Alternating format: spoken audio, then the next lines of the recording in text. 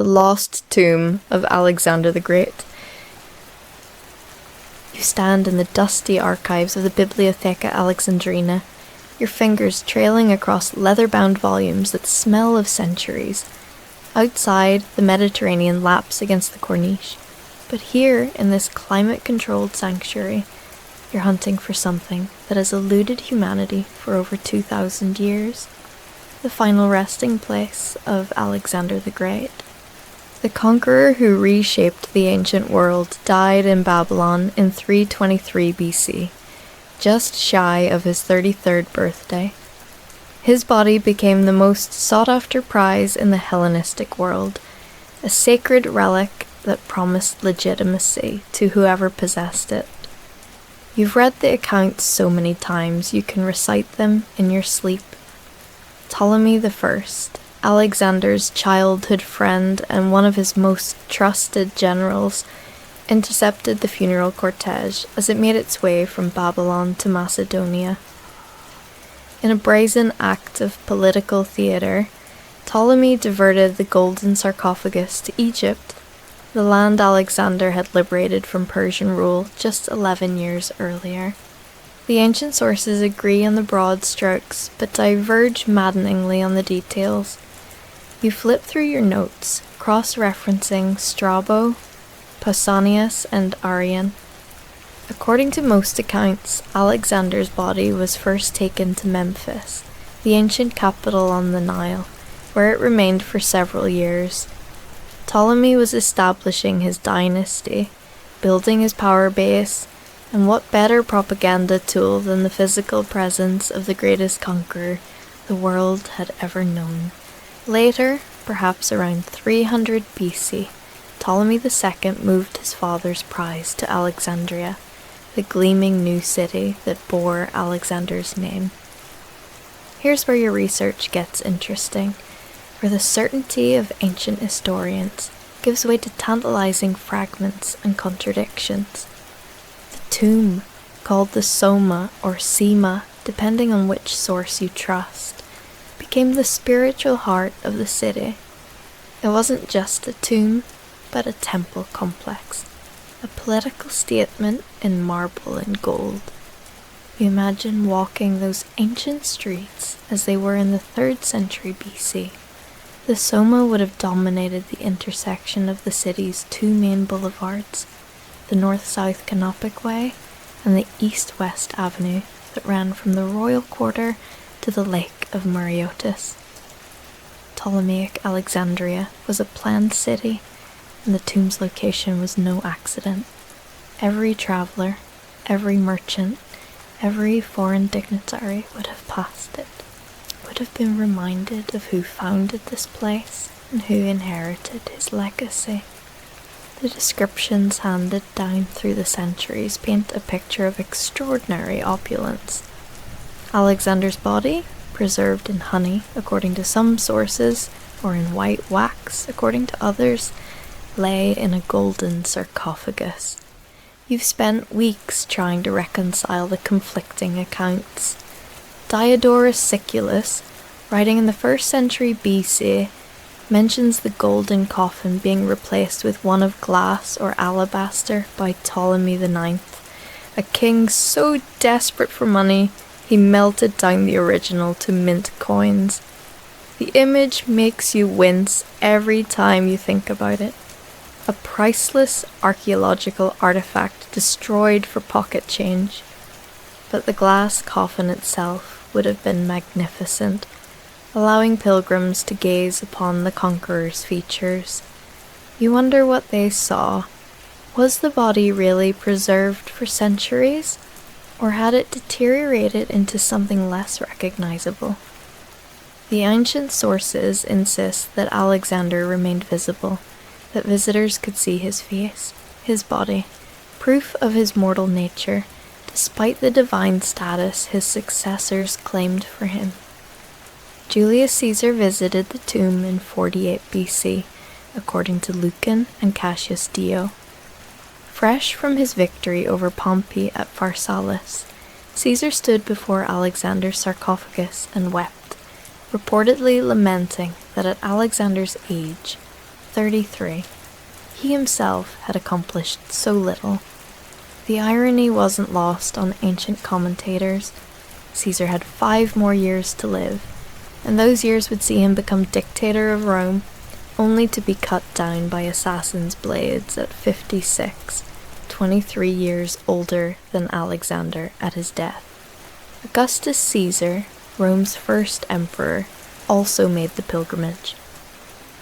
In 30 BC, after defeating Cleopatra VII and Mark Antony, he visited the Soma. The accounts say he placed flowers on the sarcophagus and a golden crown on Alexander's head. When asked if he wished to see the tombs of the Ptolemies as well, Augustus supposedly replied that he had come to see a king, not corpses. It's the kind of calculated insult that makes you appreciate the political theatre of ancient monarchy. Caligula, that most unstable of Roman emperors, allegedly took Alexander's breastplate from the tomb in the 1st century AD, intending to wear it himself. The image is almost comical. A paranoid tyrant playing dress-up in the armour of antiquity's greatest general. But it also tells you something crucial. As late as the early 1st century, the tomb was still accessible, still intact enough to contain grave goods and artifacts beyond just the sarcophagus. Septimius Severus, in the late 2nd century AD, sealed the tomb. The historical record is frustratingly vague about why. Some sources suggest he was protecting it from looters. Others hint at religious motivations as Christianity began its slow conquest of the Roman world. You've developed your own theory. Severus, paranoid like so many late Roman emperors, feared the political power the tomb represented. Better to seal it away than let potential rivals use it as a rallying point. After Severus, the trail goes cold. The tomb vanishes from historical record like morning mist burning off the harbour. The 4th century brings scattered references, increasingly vague and uncertain. John Chrysostom, the eloquent Christian preacher, asked rhetorically in the late 4th century where Alexander's tomb could be found, suggesting that by then its location was already lost to common knowledge. By the time Arab armies swept into Egypt in 641 AD, the tomb had disappeared entirely from living memory. You've catalogued every theory about what happened. The optimistic scenarios have the tomb buried beneath layers of Ptolemaic, Roman, and Byzantine construction, somewhere under the modern street grid of Alexandria. The pessimistic ones suggest it was destroyed, toppled by earthquakes, dismantled by early Christians, or lost to the sea as Alexandria's ancient coastline subsided and shifted over 2 millennia. The earthquake hypothesis has merit. Alexandria sits in a seismically active zone where the African and Eurasian plates grind against each other. Major quakes struck in 365 AD, and again in the 8th century. The 365 quake was particularly devastating, generating tsunamis that reshaped the coastline.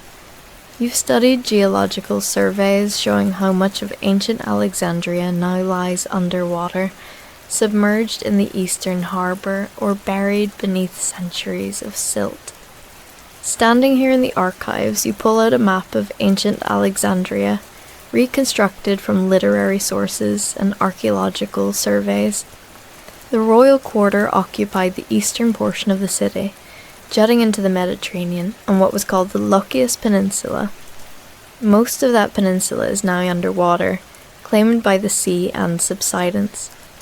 If the tomb was in the royal quarter, as some sources suggest, it might lie beneath 40 feet of seawater, encrusted with barnacles and forgotten. But other sources place it at the crossroads, the intersection of those 2 great avenues, which would put it squarely in the heart of the modern city. You trace your finger across the contemporary street map. Somewhere beneath the Hotel Cecil, the tram lines, the crowded apartment blocks and coffee shops, Alexander might still lie. Your investigation has taken you through every major excavation report from the past 2 centuries. French archaeologist François Perrin claimed in 1850 to have discovered a mysterious underground chamber he believed was the tomb. He died before revealing its precise location, and subsequent searches found nothing.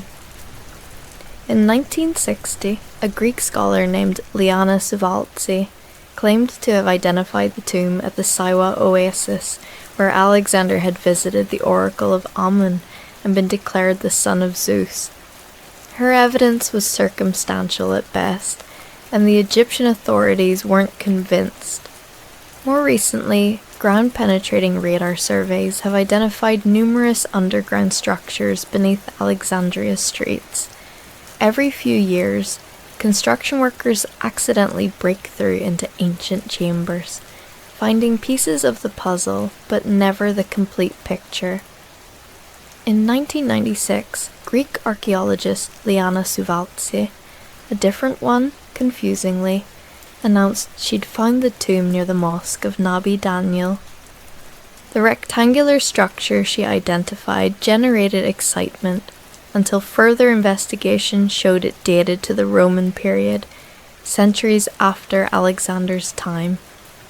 The frustrating truth you've come to accept is that Alexandria has been continuously inhabited for 2,300 years.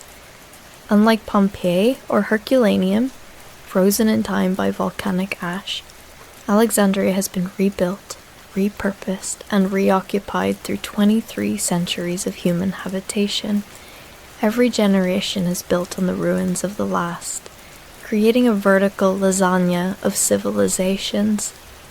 You've walked the streets yourself, trying to see through the modern city to the ancient ones beneath. The Mosque of Nabi Daniel has been a persistent focus of speculation. Local tradition has long held that the prophet Daniel is buried there, but some researchers wonder if the tradition masks something older, if perhaps the veneration transferred from Alexander to a more acceptable Islamic holy figure. The mosque authorities have consistently refused permission to excavate beneath the building, citing religious concerns. You can't entirely blame them.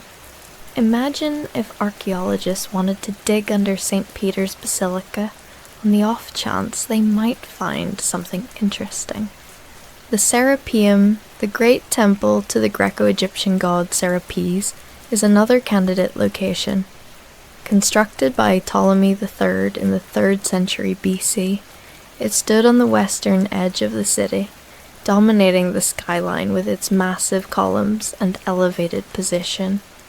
When Christian mobs destroyed it in 391 AD, they were demolishing one of the most magnificent buildings in the ancient world. The site today is a dusty archaeological park with a single surviving column, Pompey's Pillar, though Pompey had nothing to do with it.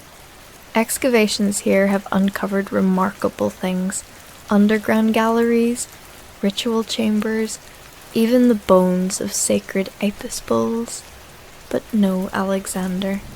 You return to the primary sources, reading between the lines for clues the ancient authors might not have known they were leaving. Strabo, who visited Alexandria in 25 BC, described the Soma as part of the palaces, the royal quarter that occupied about a third of the city's total area. He mentioned it almost in passing, the way you might mention a famous landmark in your hometown without explaining its exact location. Why would he? Everyone in his time knew where it was. Xenobius, writing in the 2nd century AD, mentioned that Alexander lay in the enclosure. What enclosure? The frustrating vagueness of ancient geographical descriptions makes you want to shake these long-dead authors and demand specifics. But they were writing for contemporary audiences who shared their frame of reference. They couldn't have imagined that 2,000 years later, people would be parsing their every word for clues to a mystery. The Christian sources are different in tone and purpose. For them, Alexander represents the pagan past, something to be superseded and forgotten rather than venerated. Yet even in their dismissals, there are hints. Gregory of Nazianzus, writing in the 4th century, mentioned Alexander's tomb in a way that suggests it was still known, still a landmark, even if no longer actively venerated. By the time of the Arab conquest in the mid-7th century, the silence is complete. Your research has led you to consider unconventional theories. What if the tomb was deliberately hidden, moved by the last pagans of Alexandria as Christianity tightened its grip on the city? What if it was dismantled and the body moved to Constantinople, when that city became the new capital of the Eastern Roman Empire in 330 AD? Emperor Constantine the Great, the first Christian emperor, was an avid collector of relics. Would he have passed up the opportunity to possess Alexander's remains? The Venice hypothesis intrigues you, though you know it's probably wishful thinking. The body of St. Mark, patron saint of Venice, was supposedly smuggled out of Alexandria in 828 AD by Venetian merchants who hid it under layers of pork to deter Muslim customs inspectors. But some researchers have wondered, was it really Mark's body? Or did the merchants, knowingly or unknowingly, take something else? Chemical analysis of the relics in St. Mark's Basilica has been inconclusive, and the church authorities are understandably reluctant to authorize DNA testing that might debunk centuries of tradition. You lean back in your chair, feeling the weight of all this accumulated uncertainty. 2,000 years of searching, and the tomb remains as elusive as ever. Alexander conquered an empire stretching from Greece to India, from Egypt to Central Asia, an area of over 2 million square miles. He founded at least 20 cities bearing his name. He changed the course of human history, spreading Greek culture across 3 continents and creating the Hellenistic world that would dominate the Mediterranean for 3 centuries. And yet his final resting place, the one spot on Earth that should have been most carefully preserved and remembered, has vanished so completely that its very existence has been questioned. Some scholars have suggested that there never was a permanent tomb, that the whole story is a later invention. But the weight of ancient testimony argues against this skepticism. Too many sources from too many different perspectives mention the tomb for it to be purely fictional. The medieval Arab historians add another layer to the mystery. Some mention a great tomb in Alexandria, sometimes associated with Alexander, sometimes with other figures. Ibn Abd al-Hakam, writing in the 9th century, mentioned a Domus Alexandri, or House of Alexander, still standing in his time. Was this the tomb, or something else? The Arabic sources frustratingly blend history, legend, and religious narrative in ways that make factual extraction difficult. We've also considered the possibility that the tomb was found and looted centuries ago, its contents dispersed or destroyed, and the event simply went unrecorded. The medieval period saw countless instances of treasure hunting and looting in Alexandria. European crusaders, Arab conquerors, and local treasure seekers all dug through the ruins of the ancient city. Perhaps one of them found the tomb, took whatever was valuable, and never realized the historical significance of what they'd discovered. The modern search continues with new technology. Ground-penetrating radar, electrical resistivity tomography, and satellite imagery have all been employed to peer beneath Alexandria's streets without digging. These techniques have identified hundreds of underground structures, creating a kind of X-ray vision of the ancient city. The problem is resources and permissions. You can't just start excavating in the middle of a living city of 5 million people based on a promising radar signature. Political complications add another layer of difficulty. Egypt's relationship with its Greco-Roman past has always been complex. The Ptolemies, Alexander's successors, were foreign rulers, Greeks who adopted Egyptian customs and titles but remained culturally distinct. Modern Egyptian nationalism sometimes views this period with ambivalence. Important history, yes, but also a reminder of foreign domination. Finding Alexander's tomb would be a tremendous archaeological achievement, but it would also raise questions about heritage, ownership, and how to present this discovery to the world. You imagine what the discovery would mean if it happened tomorrow. The tomb of Alexander the Great would instantly become one of the most significant archaeological finds in history, on par with Tutankhamun's tomb or the Terracotta Army. The media frenzy would be overwhelming. Every artifact, every inscription, every detail would be scrutinized by scholars and sensationalized by the press. The political implications would be equally intense. Greece would likely claim cultural ownership, Egypt would assert sovereign rights, and Macedonia might enter the conversation as well. But beyond the politics and publicity, think about what we might learn. Alexander's actual remains could tell us so much. Modern forensic analysis could determine cause of death definitively, settling the ancient debate about whether he was poisoned or died of natural causes. Fever, possibly from malaria or typhoid, or complications from his many battle wounds. His bones could reveal details about his diet, his health, his actual height, which ancient sources describe variably as average to slightly above average for his time. The grave goods, if any survived, would be priceless. Macedonian royal burial practices included weapons, armor, personal items. Alexander's tomb might contain his sword, his shield, perhaps his copy of Homer's Iliad, which he reportedly kept under his pillow and carried throughout his campaigns. Letters, documents, administrative records. Any papyrus that survived would revolutionize our understanding of the period. You close the volume you've been reading and stand, stretching muscles stiff from hours of research.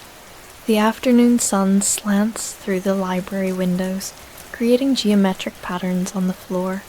Somewhere beneath this modern city, beneath 2 millennia of human construction and destruction, the greatest mystery of the ancient world waits.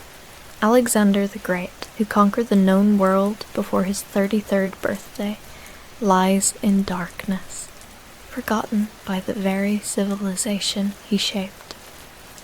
The search continues, as it has for 2,000 years. Every generation brings new technology, new theories, new hopes of finally solving the mystery. Perhaps your generation will be the one to succeed. Perhaps the next earthquake will reveal what centuries of searching could not. Or perhaps Alexander will remain hidden forever, his tomb the ultimate lost treasure, a reminder that even the mightiest conquerors cannot escape the obliterating passage of time. You gather your notes and head for the exit, already planning tomorrow's research. There are still archives to explore, new papers to read, local historians to interview. The mystery of Alexander's tomb has consumed greater minds than yours and will likely outlast you. But standing here in this city he founded, bearing his name after 23 centuries, you feel connected to something larger than yourself. The eternal human desire to touch the past, to solve its mysteries, to prove that some things transcend the forgetting tide of history. The Knights Templar's hidden treasure. The autumn rain hammered against the limestone walls of the Templar commandery in Poitou, France, as Brother Guillaume pressed his weathered hands against the cold stone table. Before him lay a rolled parchment sealed with wax, bearing the unmistakable cross pâté of the order. The year was 1307, and whispers of King Philip's intentions had reached even this remote outpost. "They will come for us," said Brother Arnaud, his younger companion, voice trembling slightly. "The king's men are already moving through Paris. They arrested Grand Master de Molay at dawn 3 days ago." Guillaume nodded slowly, his grey beard catching the firelight from the hearth. He had served the order for 43 years, since he was barely 14, and had witnessed the fall of Acre, the last Christian stronghold in the Holy Land. He had carried secrets across the Mediterranean, guarded treasures in the vaults beneath the Paris temple. Now, in the twilight of his service, he faced the greatest task of all. "Then we have less time than I hoped," Guillaume said, breaking the seal on the parchment. His eyes scanned the Latin script, written in the distinctive hand of the Order's treasurer. "The instructions are clear. We are to move the contents of the vault to the designated location. The maps have been divided among 7 commanderies, and we hold the 3rd key." The treasure of the Knights Templar was not simply gold and silver, though there was plenty of that. Over 2 centuries, the warrior monks had accumulated wealth that rivaled kingdoms. They had established the first international banking system, holding deposits for nobles, merchants, and even rival monarchs. Their fleet controlled trade routes across the Mediterranean. But the true treasure, the one that made kings tremble and popes uneasy, was knowledge, documents, relics, and secrets gathered from the ancient world. Guillaume rose from the table and moved to the eastern wall of the chamber. He counted 7 stones from the corner and pressed against a particular block. With a grinding sound, a section of the wall swung inward, revealing a narrow stone staircase descending into darkness. Arnaud lit a torch, and together they descended into the depths beneath the commandery. The vault was not large, but what it contained was priceless. Wooden chests bound with iron bands lined the walls. Guillaume knew their contents intimately. Each had been catalogued and committed to memory. There were Byzantine manuscripts rescued from Constantinople, scrolls recovered from the libraries of Alexandria through intermediaries in Cairo, astronomical charts from Muslim scholars, and documents that challenged the very foundations of the Church's teachings. In the centre of the vault stood a stone altar, and upon it rested an object wrapped in crimson silk. Guillaume approached it reverently, his hands trembling not from age but from the weight of what he touched. He unwrapped the silk carefully, revealing a copper scroll covered in ancient Hebrew script. "Is that—" Arnaud began, his voice barely a whisper. "The copper scroll from Qumran," Guillaume confirmed, "one of the Dead Sea texts. Describes the locations of treasures hidden before the destruction of the Second Temple in Jerusalem. The Order acquired it 30 years ago through contacts in the East. Some say it is merely symbolic, but I have studied it. The measurements are too precise, the locations too specific. It is genuine." But there was more. Behind the altar, wrapped in oilcloth, was something that Guillaume had been sworn to protect above all else. He carefully removed the covering, revealing a wooden box of acacia wood, its surface covered with gold leaf and intricate carvings. The craftsmanship was unmistakably ancient, predating even Rome itself. "What is it?" Arnaud asked, unable to hide his curiosity.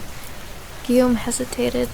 The younger knight had taken his vows, had proven himself in battle, but some secrets were almost too dangerous to share.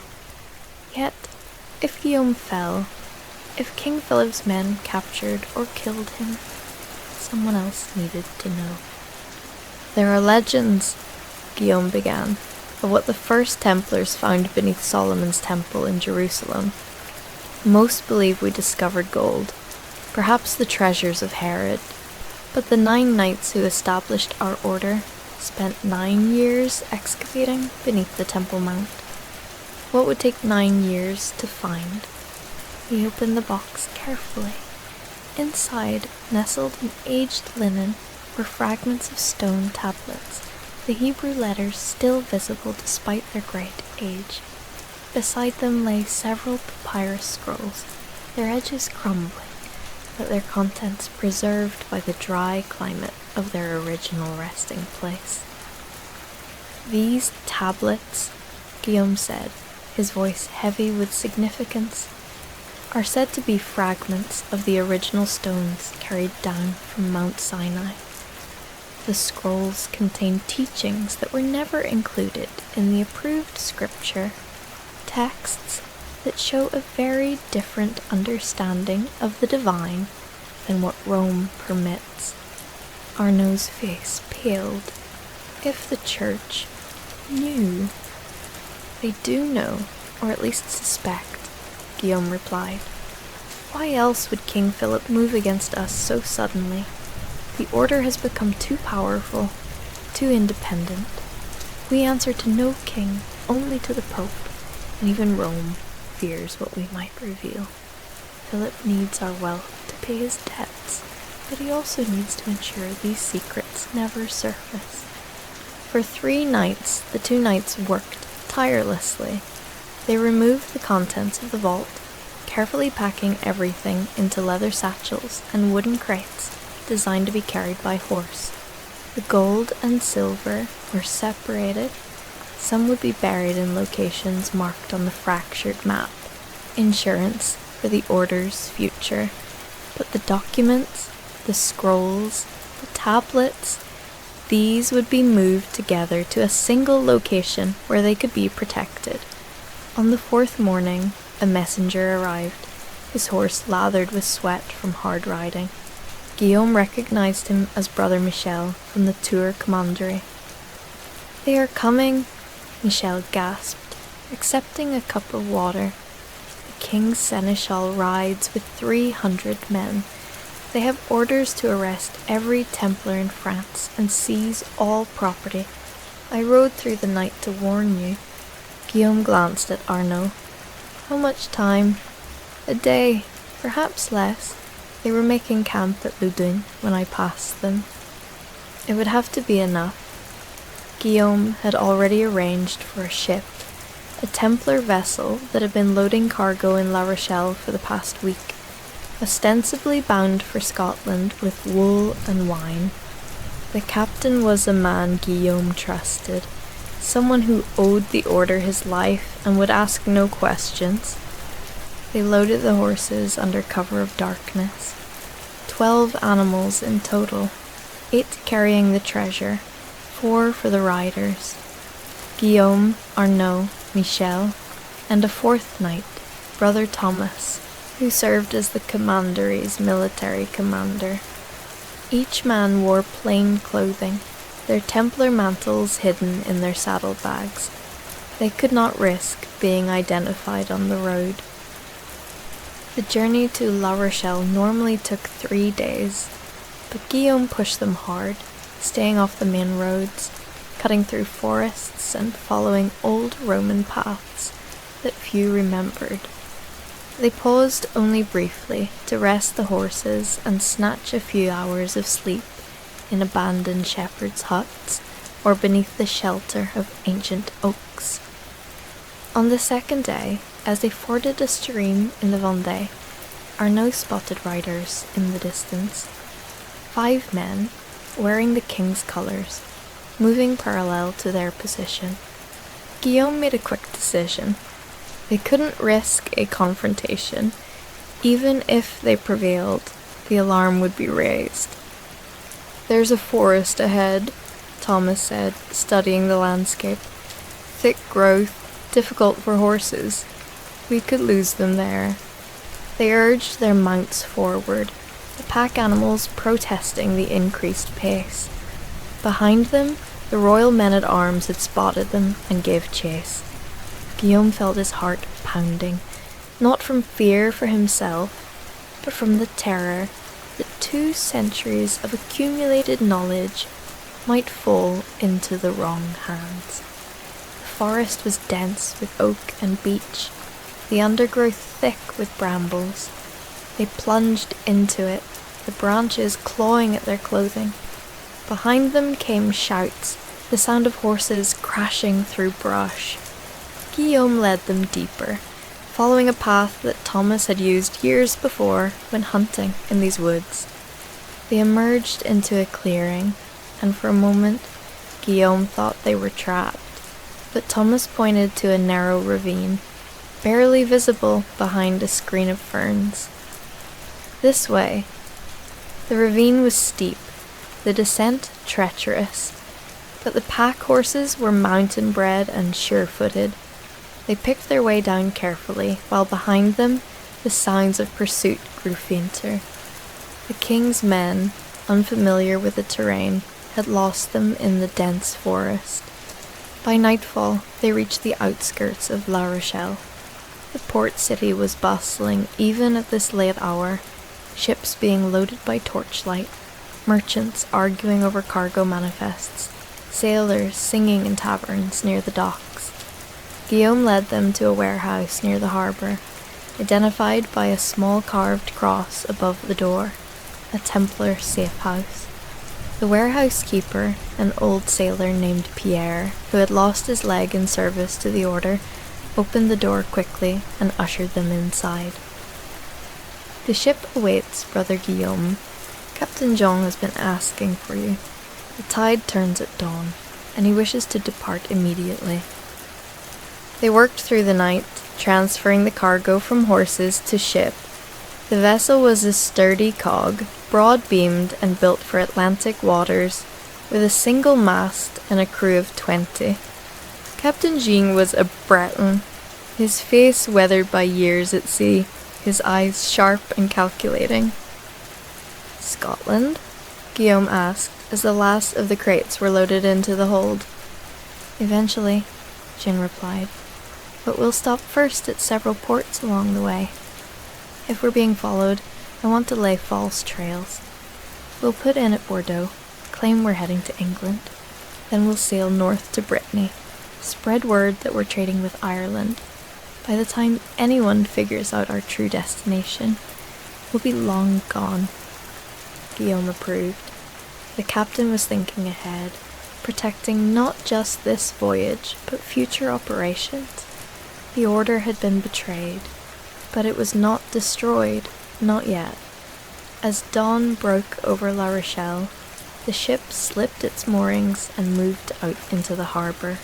Guillaume stood at the rail, watching the city recede into the morning mist.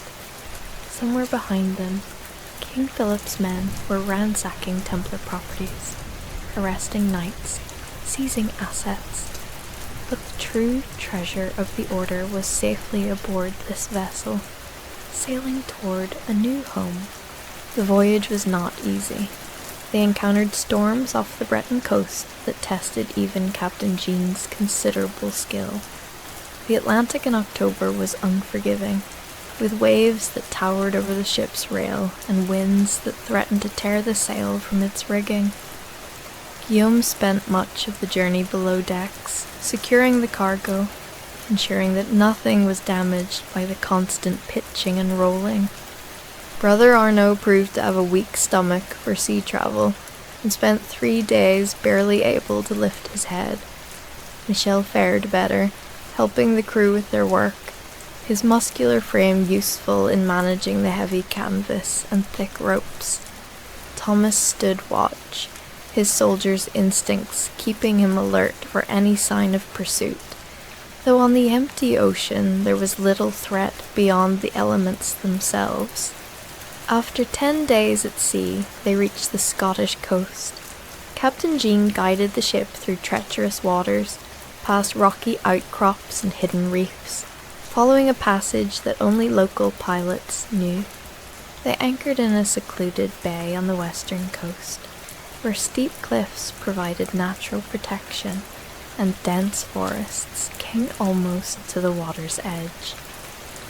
Guillaume had chosen this location carefully, years before, when it became clear that the Order's position in France was becoming precarious. Scotland was beyond the reach of Philip's power, and King Robert the Bruce, excommunicated by the Pope and locked in a struggle for his throne, had no love for the church hierarchy that condemned him. He would welcome Templar gold and Templar knights, and in return he would offer protection. But Guillaume's destination was not a castle or a city. Deep in the Scottish Highlands, in a valley accessible only by a single narrow pass, stood the ruins of an ancient monastery. It had been built centuries ago by Irish monks, long before the Norse raids, and had been abandoned for 200 years. The locals avoided it, claiming it was haunted, which suited Guillaume's purposes perfectly. They transferred the cargo to pack horses again, animals purchased from a local laird who asked no questions when presented with good silver. The journey inland took another week, following paths that were barely more than game trails, climbing into mountains where mist clung to the peaks, and rain fell almost constantly. The valley, when they finally reached it, was exactly as Guillaume remembered from his single previous visit, 20 years earlier. A narrow gorge opened into a sheltered basin, surrounded on all sides by steep slopes. A stream ran through the center, feeding a small lake. The ruins of the monastery stood on a slight rise above the water, its stone walls still largely intact despite centuries of neglect. "This is where we hide the treasure of the Order?" Arnaud asked, unable to keep the disappointment from his voice. He had perhaps expected something more dramatic, more befitting the legends. Guillaume smiled. "This is where we preserve it, yes, but not in the ruins themselves. Come." He led them past the crumbling monastery to the base of the cliff that formed the valley's northern wall. Water seeped from the rock face, creating a perpetually wet surface covered in moss and ferns. Guillaume pushed aside the vegetation, revealing the opening of a cave. "Natural?" Thomas asked, studying the entrance with a military eye. "In part," Guillaume replied, "but expanded long ago. The Irish monks used it as a crypt. There are chambers inside, carved from the living rock, dry, cool, perfect for preserving documents." They spent the next month preparing the cave system. Using tools they had brought with them, they carved deeper chambers, created ventilation shafts disguised as natural fissures, and built hidden doorways that could be sealed from within. The gold and silver were divided, some buried in scattered locations throughout the valley, others placed in chambers within the cave, sealed behind false walls that appeared to be solid rock.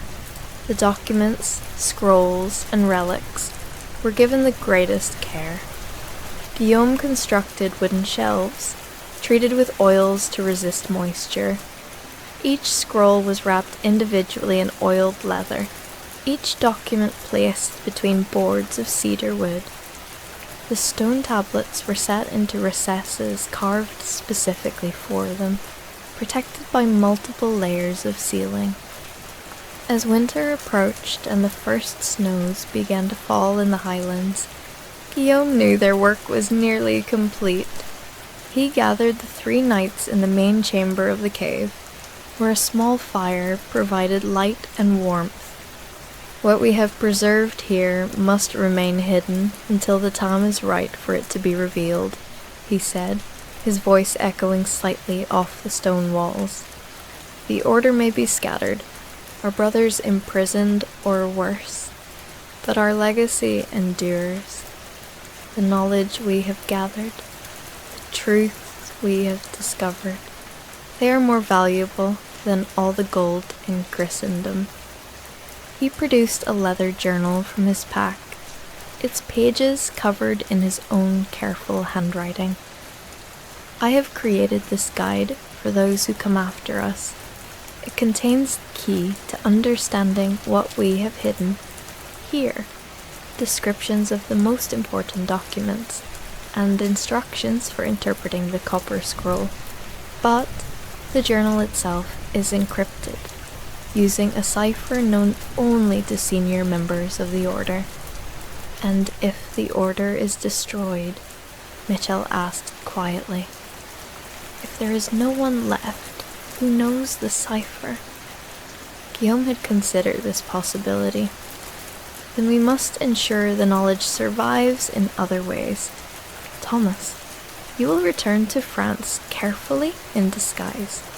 Find any surviving brothers and pass word of this location. Use the old signs, the marks that only we understand. Arno, you will go to Portugal, where some of our number have found refuge under a different name. Tell them what we have accomplished here. Michelle, you will remain in Scotland. Establish yourself, perhaps marry, have children. Pass down the knowledge in your family, coded in stories and songs, so that even if the Order fades from memory, there will be those who remember. And you, Brother Guillaume? Arnaud asked. I am old, Guillaume said simply. My task is complete. I will remain here, in this valley, as guardian. When spring comes, you will build me a small dwelling near the cave entrance. I will live out my remaining years, ensuring that what we have hidden remains secure. The 3 younger knights tried to protest, but Guillaume raised his hand. This is not punishment, but privilege.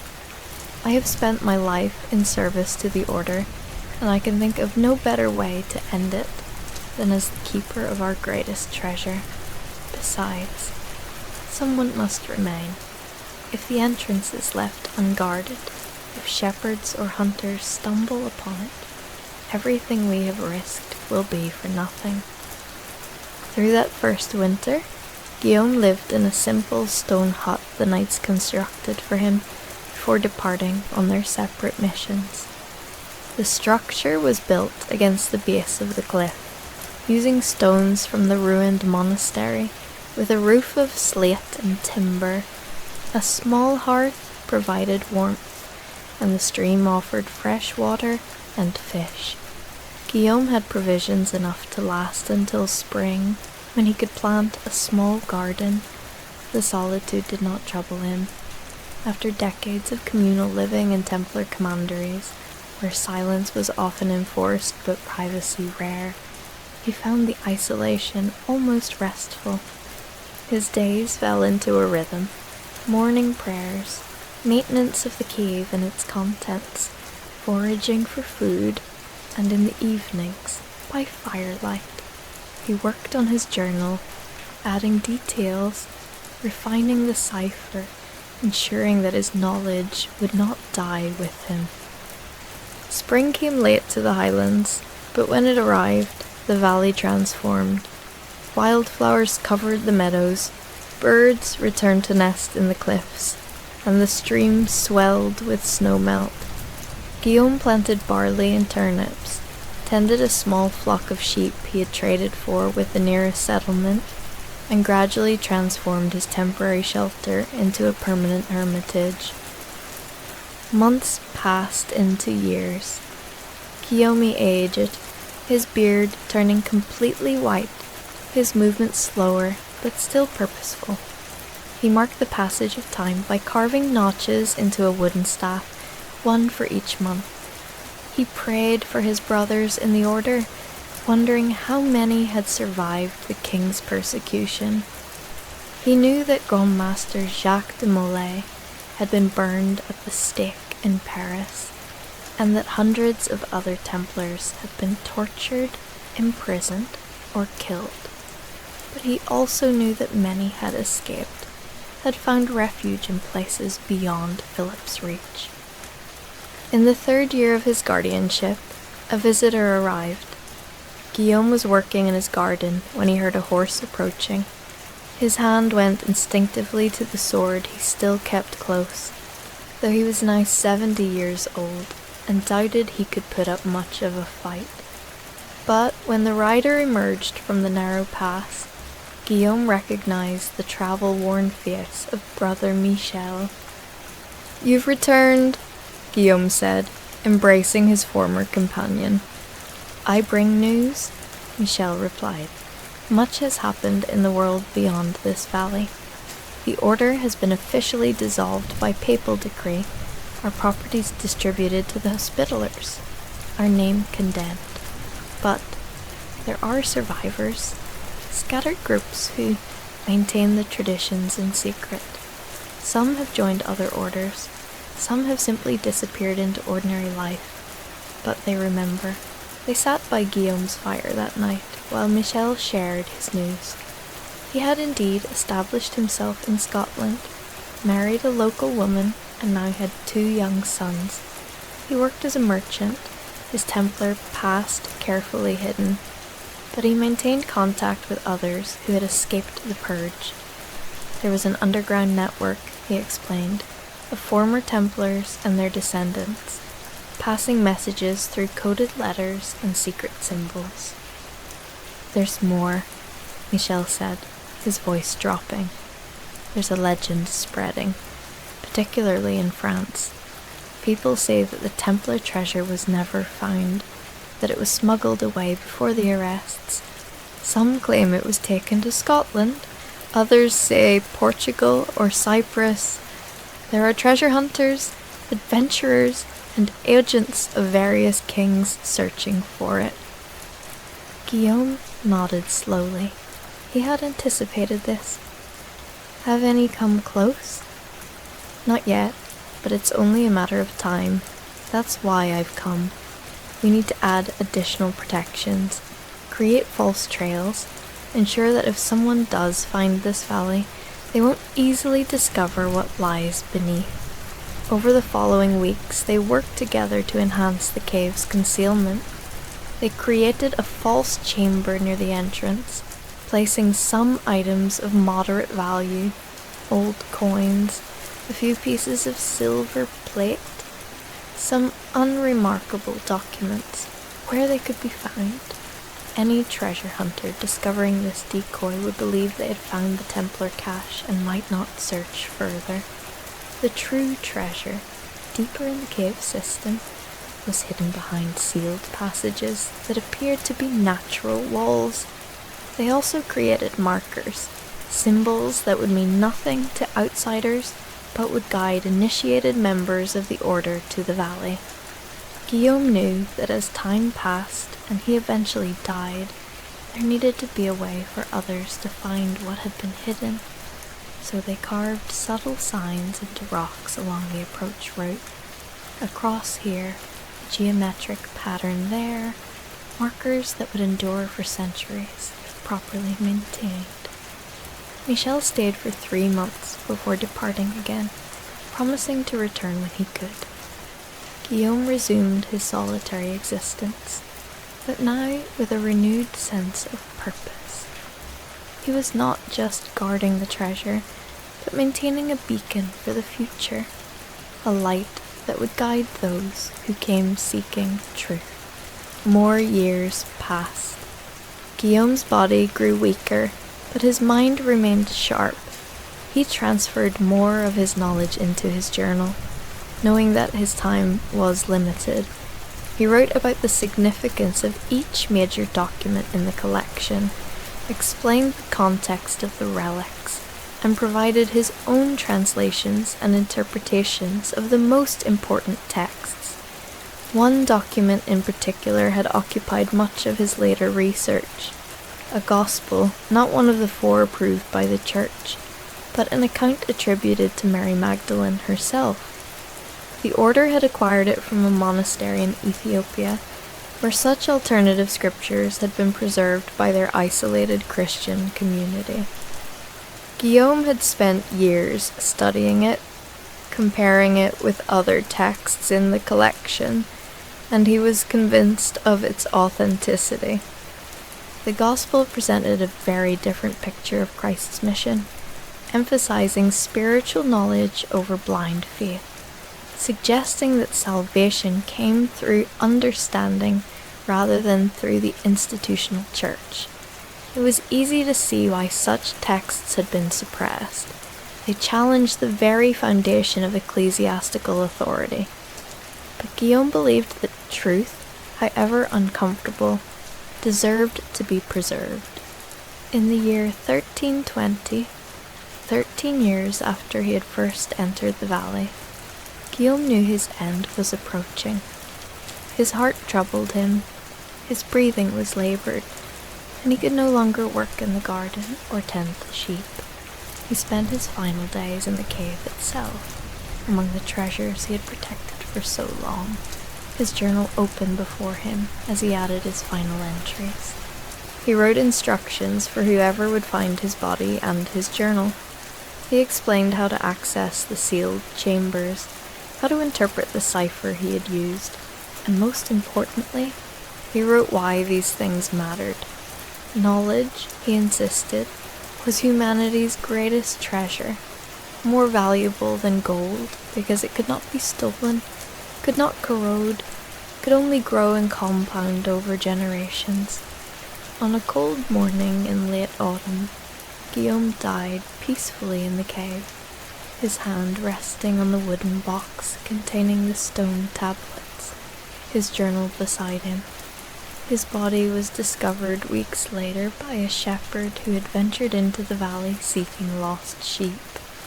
The man, frightened by finding a corpse in what locals considered a haunted place, quickly retreated and told no one except the village priest.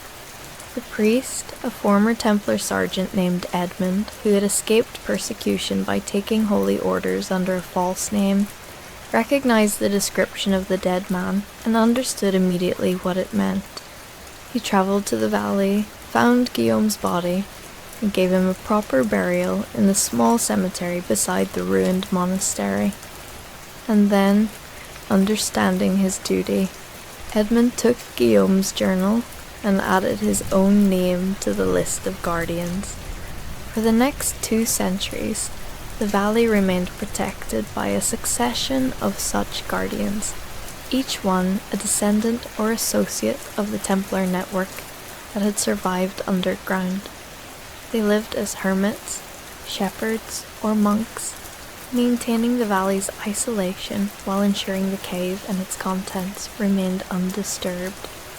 The journal passed from hand to hand, each guardian adding their own entries, recording historical events, noting changes to the hiding places, and preserving the knowledge of the cipher. By the early 16th century, during the upheaval of the Reformation, the guardianship had passed to a family of Scottish Protestants who saw the preserved documents as ammunition against Catholic Rome. They understood that the alternative Gospels and ancient texts could support their arguments for a return to a purer, earlier Christianity. But they also recognized the danger. Revealing the treasure too soon, before the time was right, might lead to its destruction rather than its vindication. The guardian in 1547 was a woman named Isabel MacLeod, granddaughter of the previous keeper, who had learned the secrets of the valley from her father after her older brothers died in clan warfare. She was unusual for her time, literate, educated in Latin and Greek, and fiercely protective of her charge. She copied portions of the hidden documents, making translations that she could share with trusted scholars without revealing the existence of the original texts. One of these scholars was a young mathematician and astronomer named John Napier, who would later become famous for inventing logarithms. Isabel showed him astronomical texts from the Templar collection, calculations made by Persian and Arab scholars that were far in advance of European knowledge. These texts influenced Napier's own work, though he never knew their true source. Isabel made another crucial contribution to the treasure's preservation. She created a comprehensive map of the valley and cave system, showing not just the location of the hidden chambers, but also the meanings of the various symbols and markers. She appended this map to Guillaume's journal, which had grown considerably over the centuries, and she instituted a practice that would continue for generations. Each guardian would create a copy of the most essential information and hide it in a separate location, insurance against the loss of the main journal. The 17th century brought new dangers. The English Civil War spilled into Scotland, armies marched across the Highlands, and refugees fled into remote areas seeking safety. Twice the valley was nearly discovered by soldiers, and once by a group of Covenanters fleeing persecution. Each time, the Guardian managed to convince the intruders that the valley was cursed or haunted, encouraging them to move on quickly. By 1700, the direct line of Templar descendants had thinned considerably. Many had died without heirs, others had emigrated to the New World, and some had simply lost interest in maintaining the ancient trust. The guardianship passed to a Catholic family, the Frasers, who had their own reasons for protecting secrets from Protestant authorities. They understood that the documents in a cave could be dangerous to both Catholic and Protestant establishments, proving that both sides had distorted early Christian teachings to suit their own purposes. Throughout the 18th century, the Enlightenment brought new interest in ancient texts and historical mysteries. Scholars began to seriously study comparative religion, to question traditional narratives, and to seek out alternative sources. The guardians of the valley began to wonder if perhaps the time had finally come to reveal at least some of what had been hidden. In 1776, a young scholar named William Fraser, current guardian, made contact with Adam Weishaupt in Bavaria. Weishaupt had founded an organization dedicated to preserving and propagating Enlightenment ideals against religious obscurantism. William provided him with copies of some of the philosophical texts from the collection, though not the most sensitive materials. This connection would later give rise to conspiracy theories linking the Templars, the Illuminati, and various other secret societies, most of which were based on misunderstandings and exaggerations. The French Revolution nearly proved disastrous for the treasure. Revolutionary fervour against the church and aristocracy included hatred of the Templars, who were seen as symbols of medieval corruption. Treasure hunters, newly emboldened, began searching more aggressively for Templar caches throughout Europe. Several expeditions came to Scotland following rumours and legends, though none found the hidden valley. As the 19th century progressed, the guardianship faced a new challenge: modernisation. Railways were being built across Scotland, remote areas were being mapped and surveyed, and the valley's isolation could not be guaranteed forever. In 1842, the Guardian, a schoolteacher named Robert Cameron, made a momentous decision. He began to slowly, carefully, move some of the most important documents to other locations. This was controversial even among the small network of people who knew about the treasure. Some argued that dispersing the collection increased the risk of discovery or loss, but Robert argued persuasively that having everything in one location was itself a risk. Fire, flood, landslide, or discovery could destroy it all in one stroke. Better to distribute the materials, creating redundancy and increasing the chances that something would survive to the modern era. Over 20 years, Robert systematically moved documents. Some went to private collections, their true significance hidden among other manuscripts. Some were donated anonymously to university libraries, where they were catalogued as minor curiosities of uncertain provenance. The most sensitive materials, the stone tablets, the copper scroll, the alternative gospels, remained in the cave, but now they had companions scattered across Scotland, England, and even France. Robert also did something else revolutionary. He photographed the documents. Photography was still a new technology, but Robert recognized its potential. He created a photographic record of the collection, multiple copies hidden in bank vaults and with trusted associates. Now, even if the originals were lost, their contents would survive. The 20th century brought unprecedented changes. 2 world wars sent armies across Europe again. Governments became more intrusive and capable of surveillance, and nowhere remained truly remote.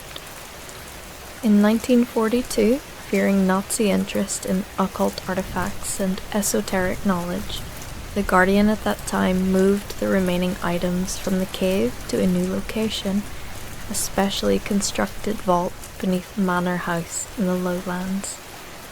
This final move marked the end of the valley's role in the story. The cave was empty now, its secrets dispersed, its guardianship passed into history. But the tradition continued. There were still people who knew about the Templar treasure, who protected the journal and its copies, who ensured that the dispersed documents remained safe. In the late 20th century, scholars began publishing research on the Dead Sea Scrolls, the Nag Hammadi Library, and other ancient texts that challenged traditional religious narratives. Some of these scholars, unknowingly, were working with documents that had come from the Templar collection, materials that had been hidden for 7 centuries before gradually making their way into academic circulation. The story might have ended there, another medieval mystery partially solved by modern scholarship. But in 2003, a historian named Dr. Sarah Chen made an unexpected discovery. While researching Templar history in Scotland, she found a reference in an old parish record to a hermit in the Highlands who had been buried with great ceremony in 1320. The description of the location matched no known monastic site, and the elaborate burial seemed odd for a simple hermit. Following this lead, Dr. Chen spent months searching, using modern mapping technology, satellite imagery, and hiking through remote valleys. She found the ruins of the old monastery, the remnants of stone huts, and finally, the cave. It was empty, of course, but on the walls, barely visible beneath centuries of grime and mineral deposits, she found carved symbols, crosses, geometric patterns, and marks that matched Templar iconography. She also found something else. A sealed ceramic jar hidden in a crack in the cave ceiling, placed so cleverly that it had been missed by all previous occupants. Inside was a letter written in Latin, dated 1862. It was from Robert Cameron, the guardian who had dispersed the collection. He had left this message for whoever finally discovered the cave, explaining in general terms what had been hidden there and why. If you read this, the letter said, it means the valley's secret has finally been revealed. Do not despair that you have not found gold or jewels. The true treasure of the Templars was never material wealth, but knowledge. Knowledge that challenges, enlightens, and transforms. Much of what we protected has now, through various means, found its way into the world. It lives in libraries, universities, in the minds of scholars who study texts they do not realize were preserved by warrior monks 7 centuries ago. The guardianship has ended because it succeeded. The light that the Templars kindled has not been extinguished, but has spread beyond any cave or vault to illuminate the world. Dr. Chen published her findings in a carefully worded academic paper.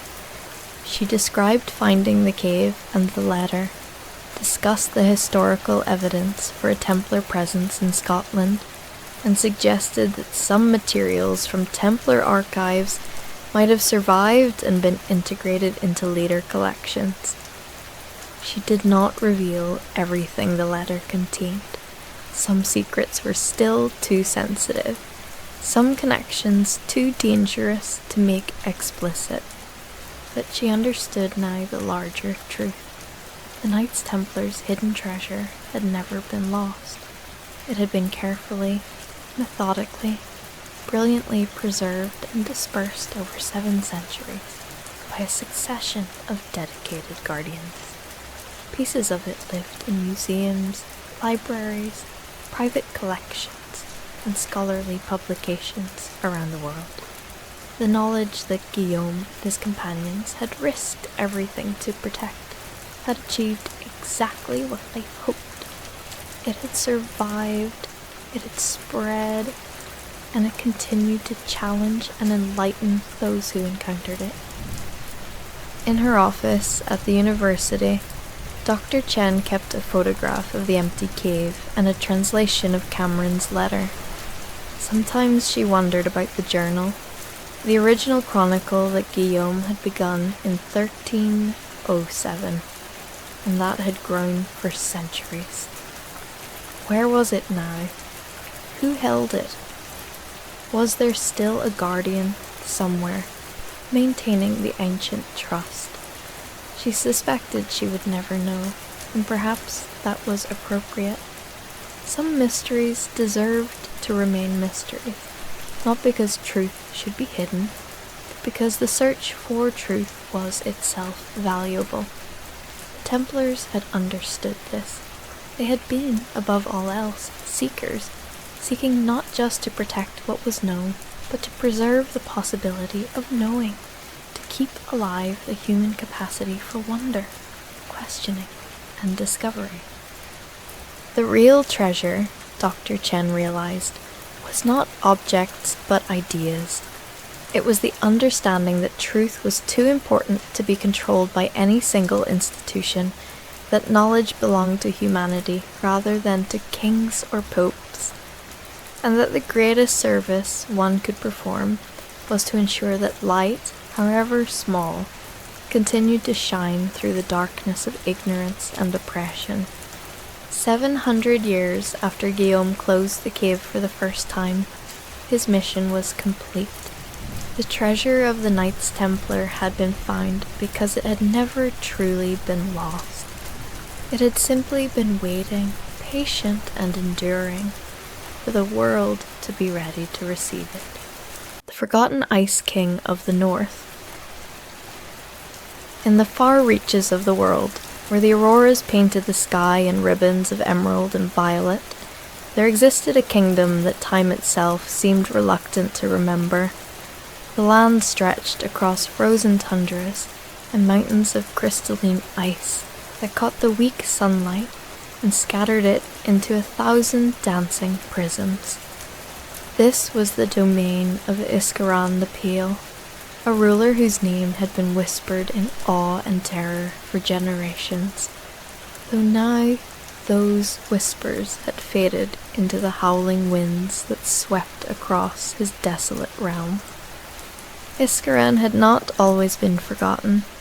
Once, his kingdom of Norvengard had been a jewel among the northern territories, a place where artisans crafted sculptures from ice that never melted, and where merchants travelled from distant lands to trade in furs so white they seemed spun from clouds. The capital city, Crystal Haven, had risen from the permafrost like a crown of frozen stars, its spires reaching toward the heavens as if in defiance of the harsh climate that sought to crush all life beneath its weight. In those days, Iskaran had been called the just, the wise, the guardian of the eternal winter. His people had loved him, for he had brought prosperity to a land where survival itself was an achievement worthy of celebration. But that was before the curse, before the long silence, before the world turned its back on the Ice King and his frozen domain. Now, 3 centuries after his disappearance from the annals of history, Iskaran sat alone in his throne room, a vast chamber carved from a single glacier that had stood for millennia.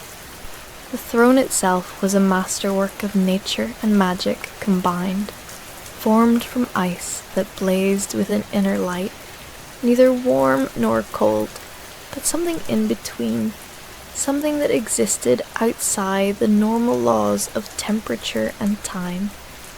The Ice King's appearance reflected the centuries of isolation that had consumed him. His hair, once golden like the brief summer sun that graced these lands, had turned to pure white, flowing past his shoulders in waves that seemed to move with a wind that wasn't there. His skin had taken on the translucent quality of ancient ice, pale blue veins visible beneath the surface, like rivers frozen in time. His eyes, however, remained unchanged, a deep blue that held the colour of the deepest ocean, still sharp and aware despite the weight of 300 years of solitude.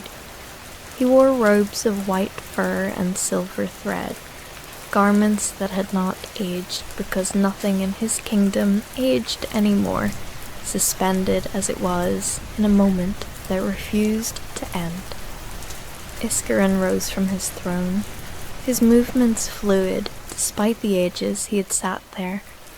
He walked to one of the great windows that lined the throne room, each pane made from ice so clear it might have been glass, had glass been able to withstand the bitter cold that was the natural state of Norvengard.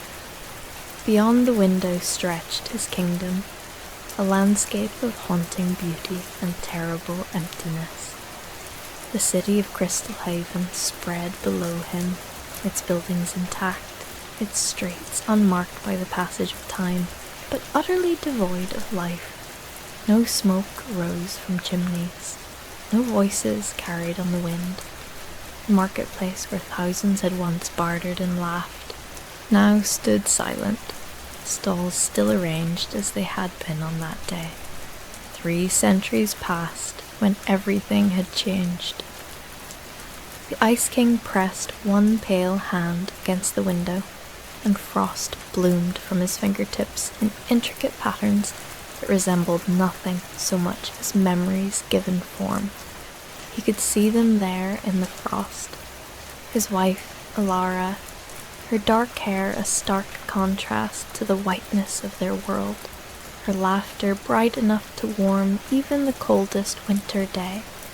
Their daughter, Freya, barely 10 winters old when the curse had fallen, her small hands always cold despite the furs they wrapped her in, her smile capable of melting his heart in ways the endless winter never could. His advisors, his guards, his subjects, all of them preserved in these frost memories, forever young, forever lost. The curse had come without warning, as such things often do. Iskaran had been a just ruler, perhaps too just for the liking of some. He had refused the demands of the witch lords of the eastern wastes. a cabal of sorcerers who had sought to use Norvengard as a staging ground for their conquest of the southern kingdoms. When they came with their armies of ice wraiths and frost giants, Iskaran had stood against them with his own magic, for the rulers of Norvengard had always possessed a connection to the winter, an ability to call upon the cold itself as both weapon and shield. The battle had raged for 7 days and 7 nights, the sky itself torn apart by competing magics. Iskaran had proven stronger than the Witch Lords anticipated. One by one, he had shattered their armies, breaking the ice wraiths back into the formless cold from which they came, sending the frost giants fleeing back to their mountain caves. On the 7th day, as victory seemed certain, the Witch Lords had played their final desperate card. They had combined their remaining power into a single curse, not of destruction, but of isolation, not meant to kill, but to remove Norvengard from the world entirely. The curse had struck like a wave of invisible force, washing over the kingdom in an instant. Iskaran had felt it the moment it took hold, a sensation like being encased in amber, like being caught between one heartbeat and the next. Every living thing in Norvengard had been frozen, not in ice, but in time itself. His people had simply stopped, caught mid-step, mid-word, mid-breath. Children remained suspended in the act of throwing snowballs. Merchants held coins that would never complete their journey from hand to hand.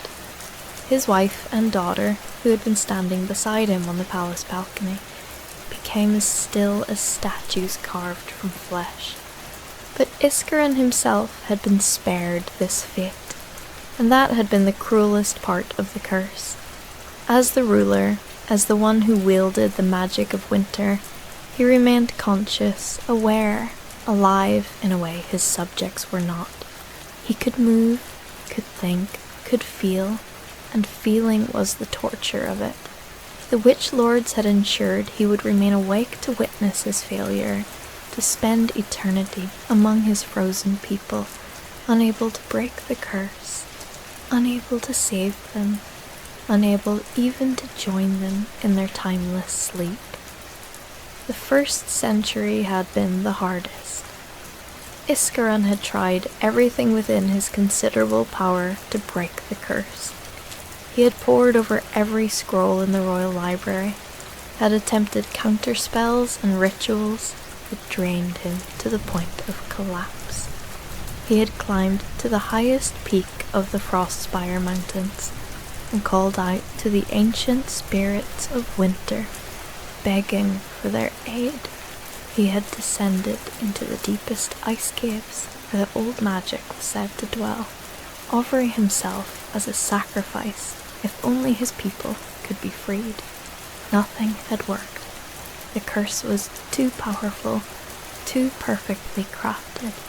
It was woven from the combined might of 7 Witch Lords, and it would require something equally powerful to undo it.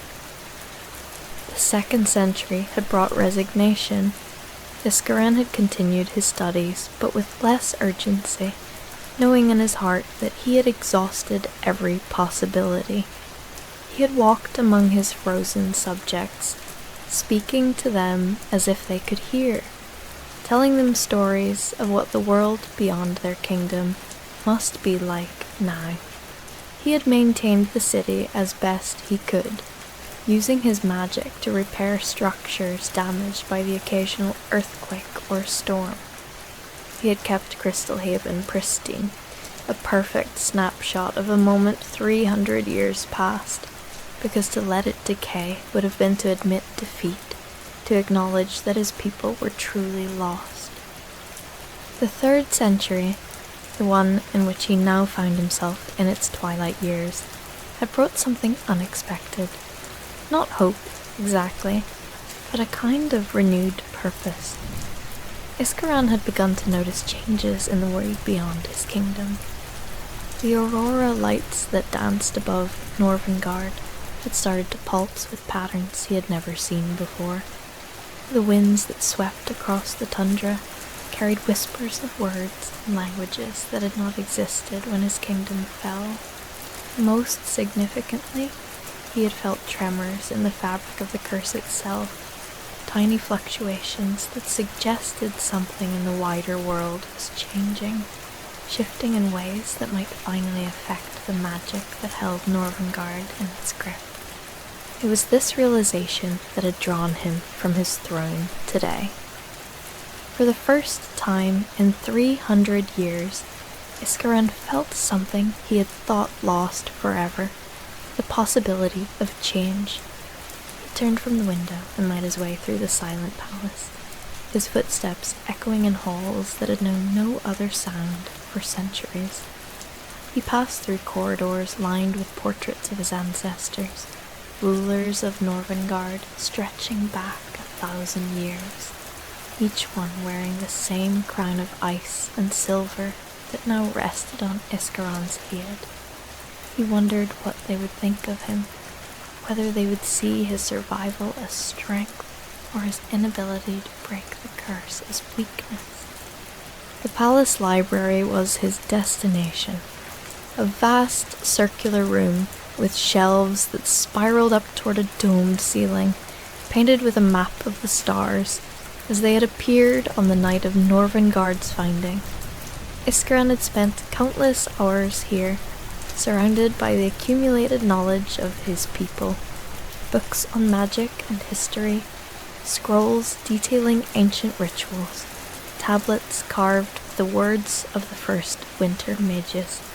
All of it had been consumed and studied and memorized until he could recite entire volumes from memory. But today he sought something specific. Deep in the library's heart, protected by wards only he could pass, stood a single pedestal made from black ice quarried from the deepest part of the northern ocean. Upon this pedestal rested a book bound in white leather, its pages made from something that was neither paper nor parchment, but rather seemed to be frozen light given solid form. This was the Codex of Endless Winter, the most sacred text of Norvengard, written by the kingdom's founder, Vormak I, more than a millennium ago. Iskeran had consulted the Codex countless times over the centuries, but always he had focused on the sections dealing with magic, with spells and counter curses. Now, prompted by some instinct he could not name, he opened the book to its final pages, sections he had largely ignored because they dealt not with magic but with prophecy. Vormak had possessed the gift of foresight, and in his final years he had recorded visions of Norvengard's future, cryptic passages that spoke of trials and triumphs yet to come. The Ice King's fingers traced over words written in silver ink that shimmered even in the dim light of the library. Most of the prophecies he had read before and dismissed as either fulfilled or irrelevant, but one passage now caught his attention, a verse he had somehow overlooked in all his previous readings, or perhaps one that had not been visible until this moment. The ink seemed to glow brighter as his gaze fell upon it, and he read aloud, his voice the only sound in the silent library. When 3 centuries have turned, and the world beyond remembers not the crown of ice, and the guardian stands alone among his frozen children, and despair has worn the edges of his hope to nothing, then shall come the thaw, not from within, but from without, not through power, but through sacrifice, not by magic, but by the one thing magic cannot touch, a heart unchanged by time, a love that refuses to forget. Iskeran read the passage 3 times, each word settling into his mind like stones dropped into still water, creating ripples that spread outward through his understanding. 3 centuries, the exact time that had passed, the world that had forgotten him. That much was certainly true. But the rest, this talk of thaw and sacrifice and unchanged hearts, what could it mean? He had sacrificed everything already. His kingdom, his family, his own existence beyond these frozen borders. What more could possibly be required? He closed the codex and stood in the silent library, feeling the weight of the prophecy settle over him, like a new burden added to the many he already carried. For 300 years, he had been reactive, trying to break a curse that had already been cast, attempting to undo what had been done. But prophecy suggested a different approach, not breaking the curse, but waiting for conditions to align, for the right moment when the magic might finally be vulnerable. The tremors he had felt in the curse, the changes in the aurora, the whispers on the wind. Perhaps these were signs that the moment was approaching. Perhaps after 3 centuries of isolation, the world was finally ready to remember the Ice King of the North. But how would this remembering come? Who in the world beyond Norvengard even knew his kingdom had existed? The curse had not merely frozen his people in time, it had erased Norvengard from the memory of the world, removed it from maps and histories, caused those who had once known of the Northern Kingdom to forget it had ever been. Iskerin left the library and made his way to the highest tower of the palace, a journey that took him up a spiral staircase of 563 steps. He had counted them many times during his long isolation. At the top was an observatory, a room with walls of pure ice that allowed an unobstructed view of the lands in all directions. Here, he kept instruments that measured the flow of magic in the world, delicate constructs of crystal and silver that had been created by the greatest artificers of old Norvengard. The instruments were all active, their needles and dials moving in ways they had not moved for decades. The ley lines, the invisible rivers of magical energy that flowed through the world, were shifting. Something significant was happening beyond the borders of his frozen kingdom.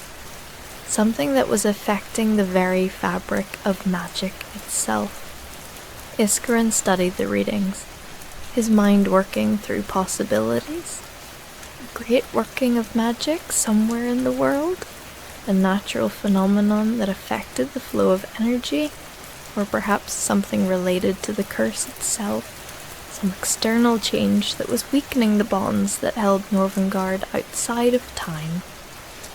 As he pondered these questions, movement in the distance caught his eye. Iskerin froze, hardly daring to believe what he was seeing. There, at the very edge of his kingdom, where the frozen tundra met the slightly less frozen tundra that marked the border of Norvengard's curse, something was moving.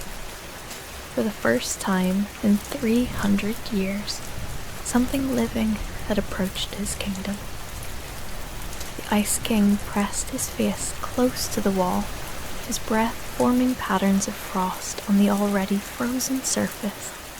The figure was small, human-sized, wrapped in furs that marked them as a traveler from the south. They moved slowly, struggling against the wind and snow that was ever present at Norvengard's borders. As Iskerin watched, the figure stumbled, fell, rose again with evident difficulty. They were alone, which was strange. No one traveled the northern wastes alone, not if they valued their life. Yet here was someone doing exactly that, making their way directly toward the one place in the north that no one should have been able to find, that no one should have even remembered existed. A spark of something Iskerin had not felt in centuries flared in his chest. Excitement, perhaps, or fear, or some combination of both. He left the observatory at a run, descending the stairs 3 at a time, racing through the palace halls with a speed that belied his ancient nature. He had to reach the border, had to see who this impossible traveler was, had to understand why they had come. The prophecy's words echoed in his mind, not from within, but from without. The journey from the palace to the kingdom's border took Iskarin just under an hour, even moving at his fastest pace. He could have used his magic to transport himself instantly, but something made him want to make the journey on foot, to feel the reality of movement after so long sitting still. He passed through Crystal Haven, through streets where his frozen subjects stood eternal guard over shops and homes. He passed through the great gates of the city, massive constructs of iron and ice that had not been opened since the day the curse fell. He passed through the outlying villages, through farmlands where crops stood frozen in their fields, forever on the verge of harvest. Finally, he reached the border, marked by a line of standing stones that the first rulers of Norvengard had erected to define their territory. Beyond these stones, the world was muted, colors less vibrant, sounds less clear. This was the edge of the curse, the boundary between frozen time and the world that continued to turn. Iskarin could cross this boundary if he wished, could walk out into the wider world, but he never had. To leave Norvengard would have been to abandon his people. That was something he could never do. The traveller had collapsed just beyond the standing stones, their body a small, dark shape against the white snow. Iskarin could see their chest rising and falling. They were alive, but barely. Without thinking about the consequences, acting on an instinct that came from being a ruler who had once cared deeply for the welfare of others, Iskaran stepped across the boundary. The moment his foot touched the ground beyond the standing stones, he felt it, a rush of sensation, of time flowing around him instead of standing still. It was disorienting after centuries of timelessness, like stepping from a quiet room into a roaring river. He reached the traveller in moments and knelt beside them, carefully turning them over. The furs fell away from their face, and Iskarin found himself looking at a young woman, perhaps 25 winters old, with dark hair that reminded him painfully of Alara. Her lips were blue with cold, her skin pale from exposure, but her eyes, when they fluttered open, were a warm brown that seemed to hold depths of determination. "The Ice King," she whispered, her voice barely audible over the wind. "I found you. I remembered. Those words, I remembered," struck Iskaran with the force of a physical blow. The curse made people forget. That was part of its power, part of what made it unbreakable. Yet here was someone who had remembered, who had somehow retained knowledge of Norvengard and its ruler, who had travelled across the frozen north alone to find a kingdom that should not have existed in anyone's memory. "Who are you?" Iskaran asked, his own voice rough from centuries of speaking only to himself. "How do you know of me?" The woman's eyes closed again, and for a moment Iskarin feared she had slipped into unconsciousness, or worse. But then she spoke, each word an effort. "My name is Astrid, my grandmother. She was from Norvengard. She escaped the day before the curse fell. She carried the memory, passed it down, told me to find you, told me you were waiting." Astrid's words rearranged Iskarin's understanding of everything. Someone had escaped the curse, had carried the memory of Norvengard out into the world, had kept that memory alive through generations until it reached this woman who had undertaken an impossible journey to find him. The prophecy's words came back to him, a heart unchanged by time, a love that refuses to forget.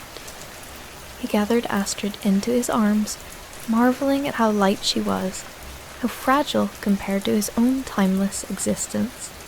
He carried her back across the boundary into Norvengard, and as he did, he felt something shift in the air around them. The curse, which had held absolute for 3 centuries, trembled. It was subtle, barely perceptible, but Iskeran had spent so long studying the curse that he could feel every nuance of its structure. Bringing Astrid into Norvengard, bringing someone who remembered from the outside world, had created a crack in the magic, tiny but real. He took her to the palace, to his own chambers, where a fire burned that gave off no heat, but also required no fuel, one of the many paradoxes of his frozen kingdom. He laid her on his bed, the first person besides himself to occupy it in 300 years, and used his magic to slowly warm her, careful not to do it too quickly, lest the shock harm her. As colour returned to her face and her breathing steadied, Iskeran sat beside the bed and waited. It took several hours before Astrid fully woke. When she did, her eyes went wide as she took in her surroundings. The room of ice and silver, the magical fire, and most of all, Iskeran himself, the legendary Ice King made real. She sat up slowly, and Iskeran noticed she was stronger than he had expected, recovering with a resilience that spoke of determination and preparation. "I'm really here," she said, her voice filled with wonder. "Norvengard. It's exactly as my grandmother described it. The Jewel of the North, she called it. She said it was the most beautiful place in the world." "Your grandmother," Iskeran said gently. "What was her name?" "Senna," Astrid replied. "She was a weaver in Crystalhaven. She had gone to visit her sister in the Southern Territories, and was delayed by a storm. When she returned, she found nothing. At first, she thought she had lost her way, that she had somehow ended up in the wrong place, but she knew these lands too well for that. Norvengard had simply vanished." Iskeran remembered Senna, though the memory was distant. She had been young when he had last seen her. Just a girl, really, learning her craft from her mother. That she had escaped the curse by pure chance seemed almost too perfect, as if fate itself had been laying groundwork for this moment 3 centuries in advance. "She tried to tell people," Astrid continued. "She went to the southern kingdoms, to the historians and the map makers, and told them about Norvengard, but no one believed her. They said there was no kingdom in the north, that she must have dreamed it or invented it. The curse had done its work well, but Senna refused to forget. She married, had children, and she told them all about the homeland she had lost. Most of them thought she was mad, or that she was telling stories. But my mother believed her, and she told me, and I believed too." "Why did you come?" Iskeran asked. "What made you attempt such a dangerous journey?" Astrid's expression grew serious. "Because my grandmother's final words before she died were about Norvengard.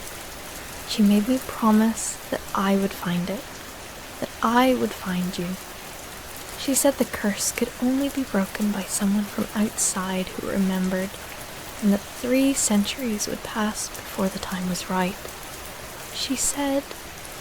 Astrid paused, as if unsure whether to continue. "Say it," Iskeran urged.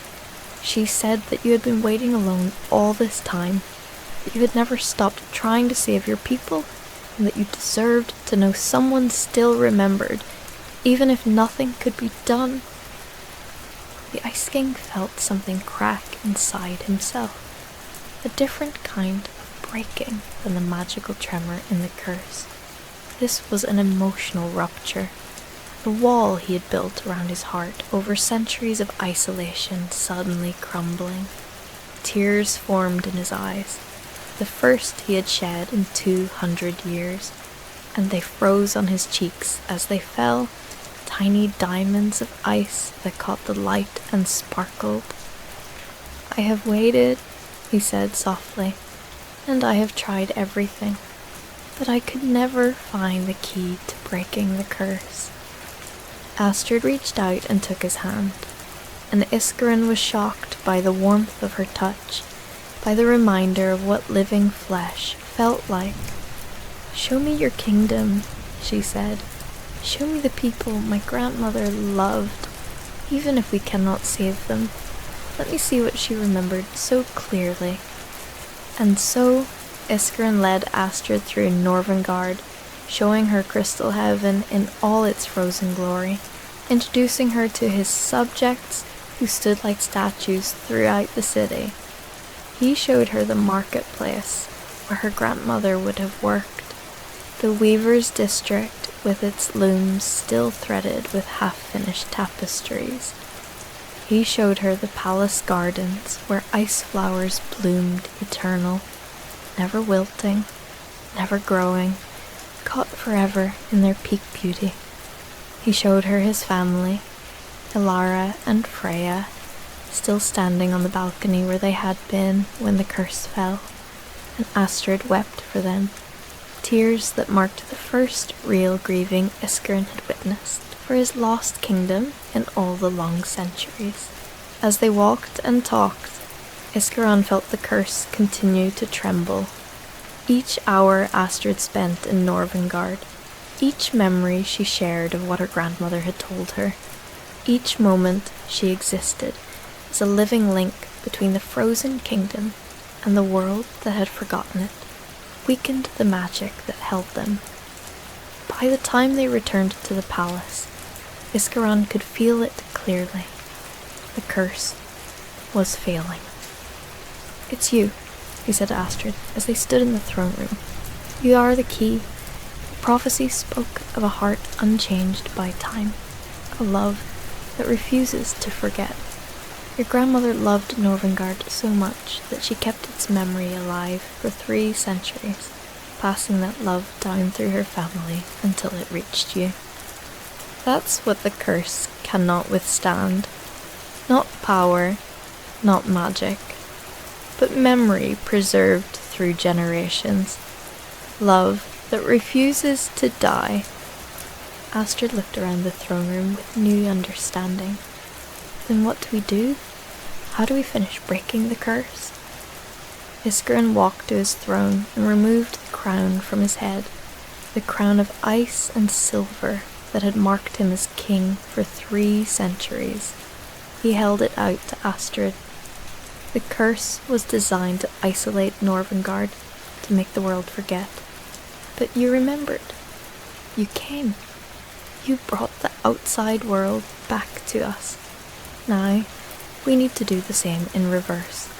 We need to bring Norvengard back to the world. He placed the crown in her hands. Take this beyond the border. Return to your home, to your people. Show them this crown. Tell them the story of Norvengard. Make them remember. When enough people in the outside world hold the memory of this kingdom in their hearts, when we exist in the collective consciousness of the world again, the curse will have no power. We will snap back into time, back into the world, as if we had never left. Astrid held the crown, feeling its weight, understanding the magnitude of what he was asking. But that could take years, decades. How will you survive that much longer alone? "I have already survived 3 centuries, Iskerin said with a sad smile. "I can endure whatever time is necessary. Besides, I won't be truly alone anymore. Now I know someone remembers, someone cares. That changes everything." But Astrid shook her head. There has to be another way. The prophecy spoke of sacrifice. What if... She paused, thinking.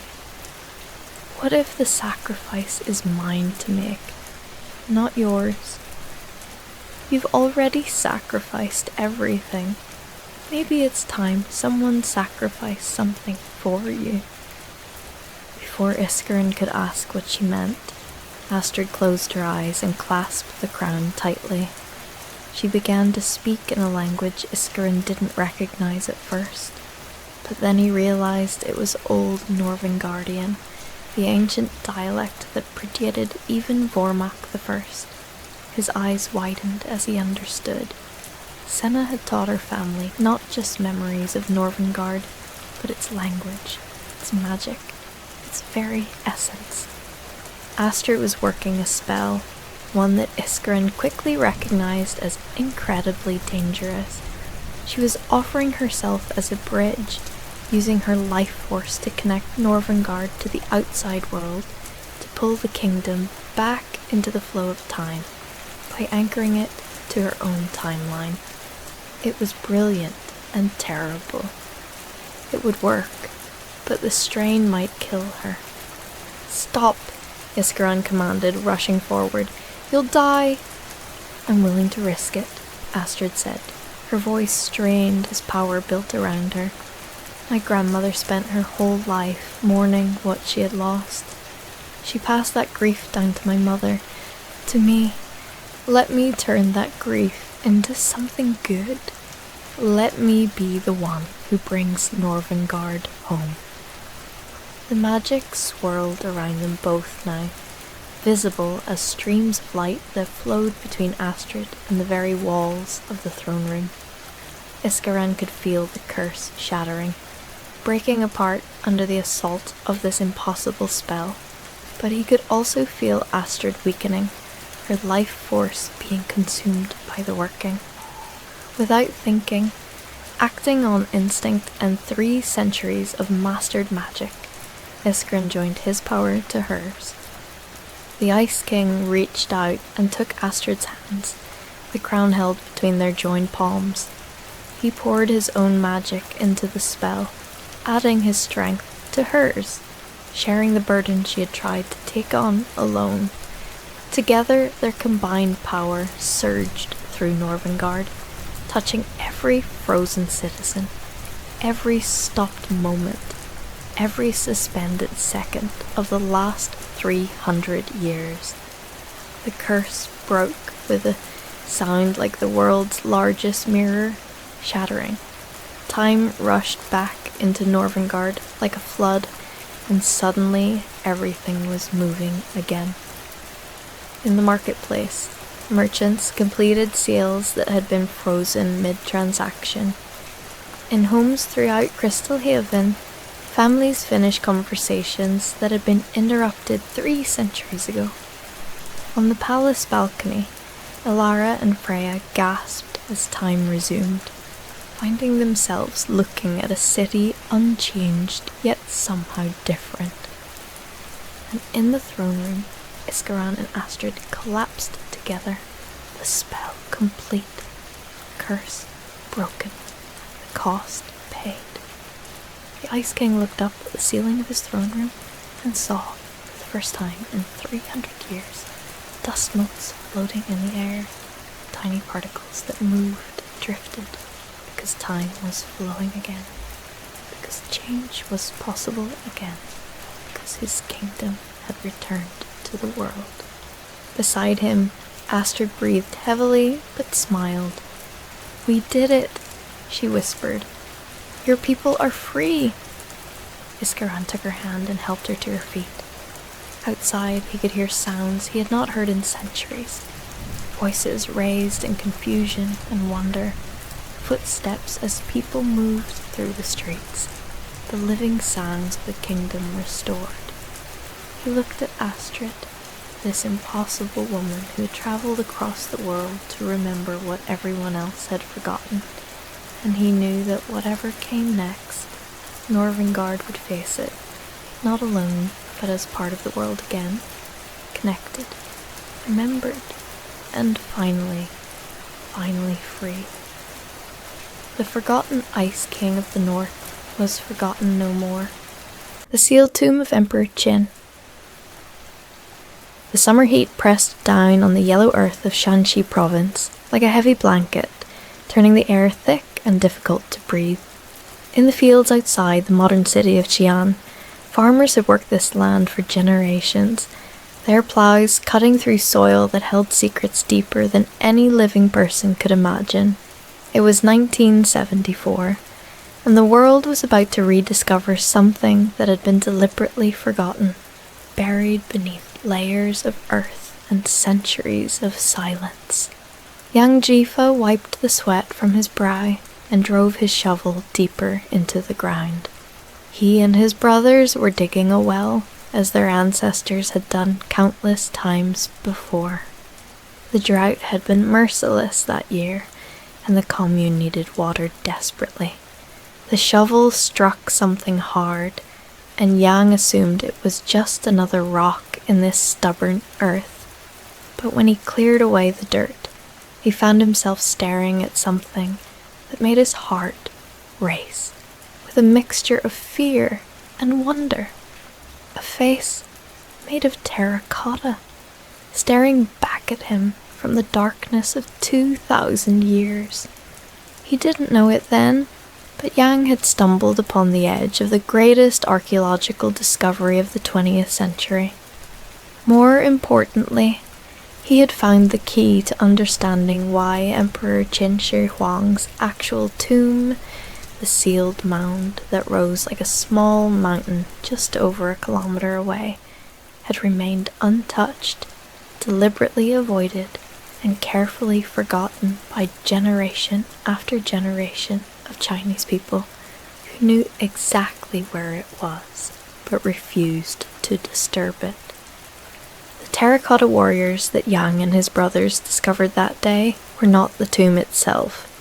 They were guardians, an army of 8,000 soldiers, 130 chariots, and 670 horses, all rendered in clay with such precision that each face was unique, each expression different. These warriors stood in battle formation in massive underground pits, facing east toward the lands Qin Shi Huang had conquered, eternally vigilant against enemies who might threaten their emperor even in death. But the warriors were merely the outermost ring of protection. The actual tomb of Emperor Qin, the first emperor who had unified China in 221 BC, lay untouched beneath a massive earthen pyramid that locals had always called Mount Li. For more than 2 millennia, this artificial mountain had dominated the landscape, and yet the tomb beneath it remained sealed, its secrets intact, its interior preserved exactly as it had been when the emperor was laid to rest in 210 BC. The question that haunted archaeologists, historians, and treasure hunters alike was simple yet profound. Why had such an obviously important site never been looted? Why had grave robbers, who'd violated virtually every other imperial tomb in Chinese history, left this one alone? And why did the Chinese government, even after discovering the terracotta warriors, refuse to excavate the tomb itself? The answer lay buried not just in earth, but in history, legend, and fear. To understand the tomb, one must first understand the man who built it. Yingzheng became king of Qin at the age of 13 in 246 BC, inheriting a kingdom that was already powerful, but still just one among 7 warring states that had torn China apart for centuries. The boy king was intelligent, ruthless, and possessed by a vision that would have seemed impossible to anyone else. He would unite all of China under his rule, ending the centuries of warfare and creating a single unified empire. It took him 25 years, but Yingzheng accomplished what no one before him had managed. Through a combination of military conquest, diplomatic manipulation, and sheer force of will, he defeated the other 6 kingdoms one by one. In 221 BC, At the age of 38, he declared himself Qin Shi Huang, the first emperor of Qin, and China as a unified nation was born. But unification was just the beginning of his ambitions. Qin Shi Huang standardized everything he could touch: the writing system, currency, weights and measures, even the width of cart axles, so that all vehicles would fit in the same road ruts.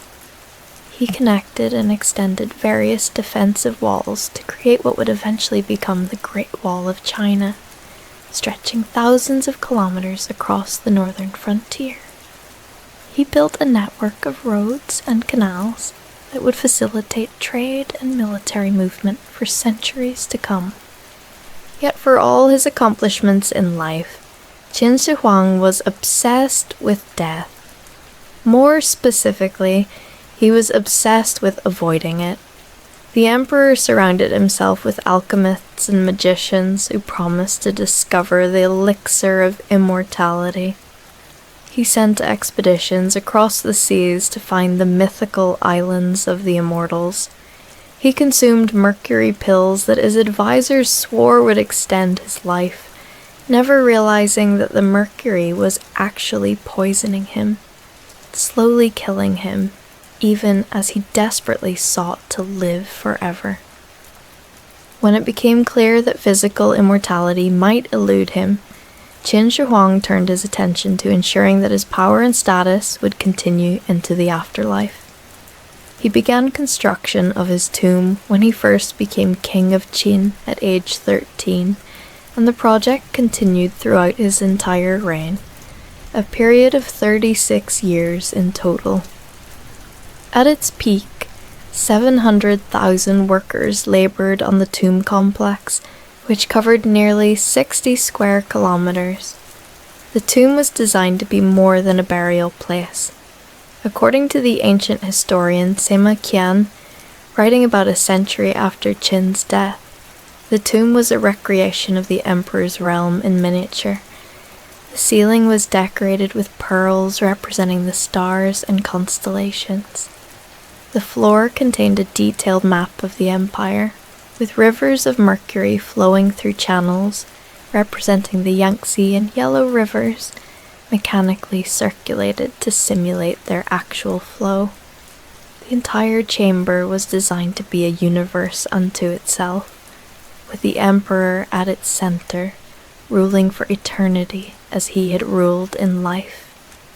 But Sima Qian's account also included details that would make the tomb one of the most dangerous places on Earth to enter.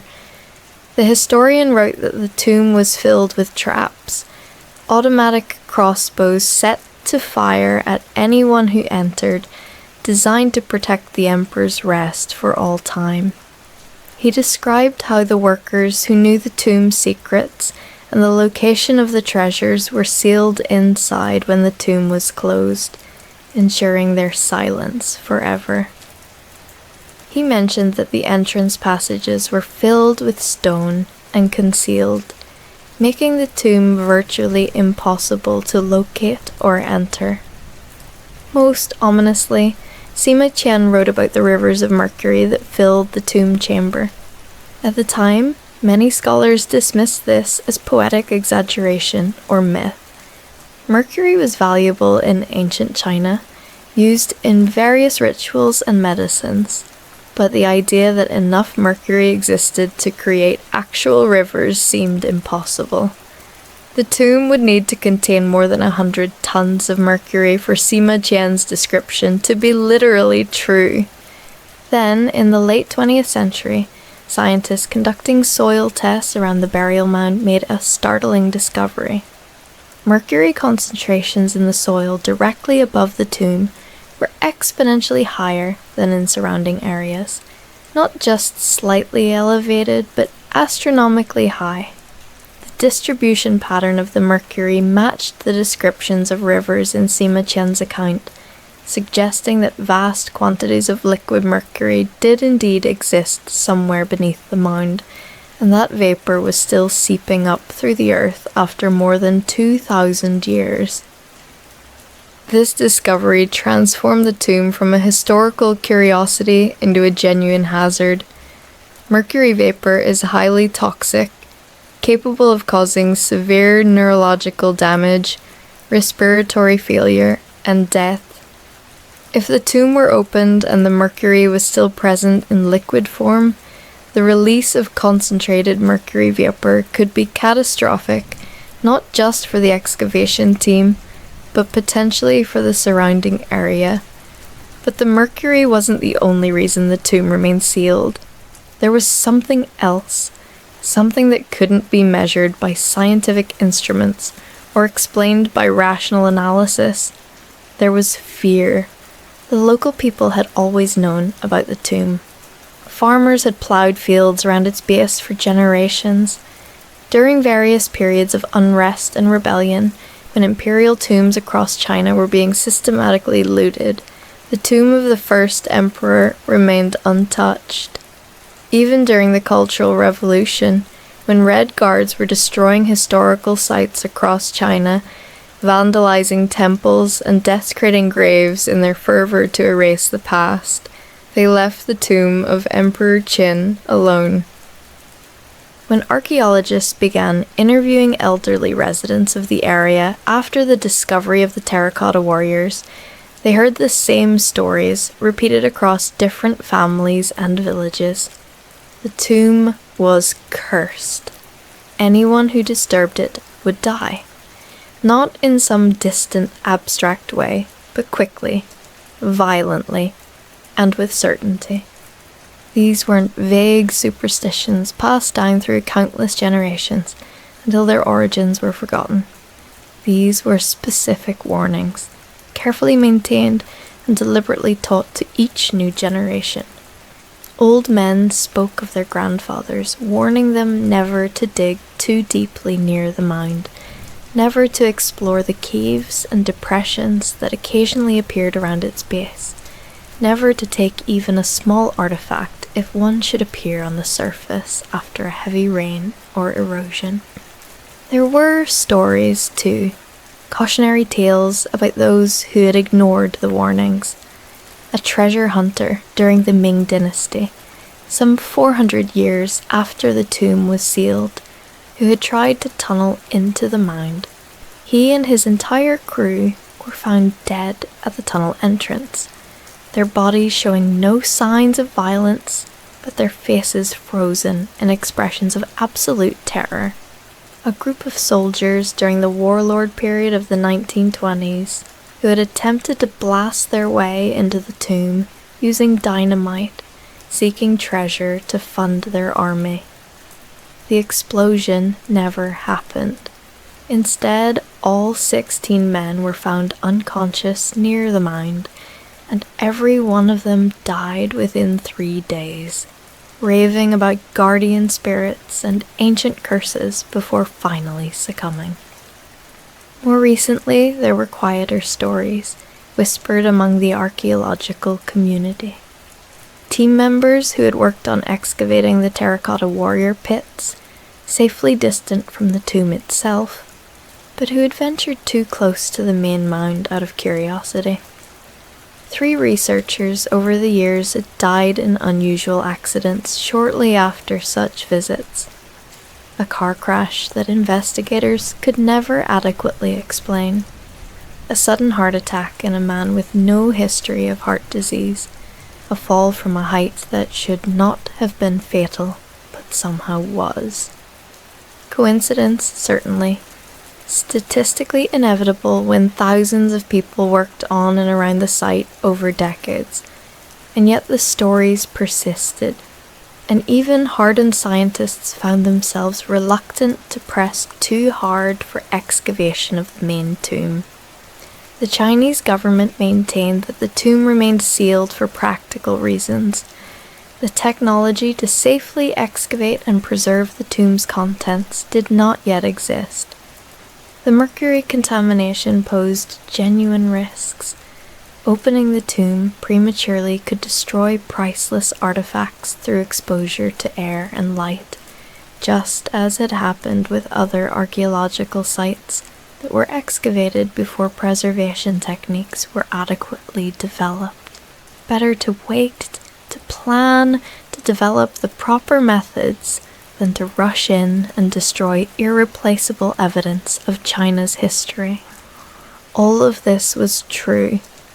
All of it was rational, sensible, scientifically sound, and yet those who looked closely could see that there was something else, something unspoken in the government's repeated decisions to postpone excavation indefinitely, despite the availability of funding, despite international interest, despite the potential for discoveries that could revolutionize understanding of ancient Chinese civilization.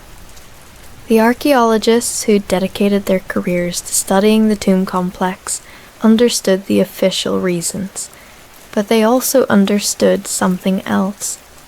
They had felt it themselves when they stood before the sealed mound, looking up at the artificial mountain that contained the first emperor.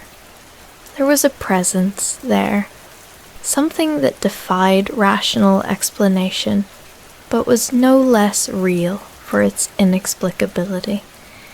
Dr. Wei Lin had been one of the first archaeologists to study the terracotta warriors after their discovery.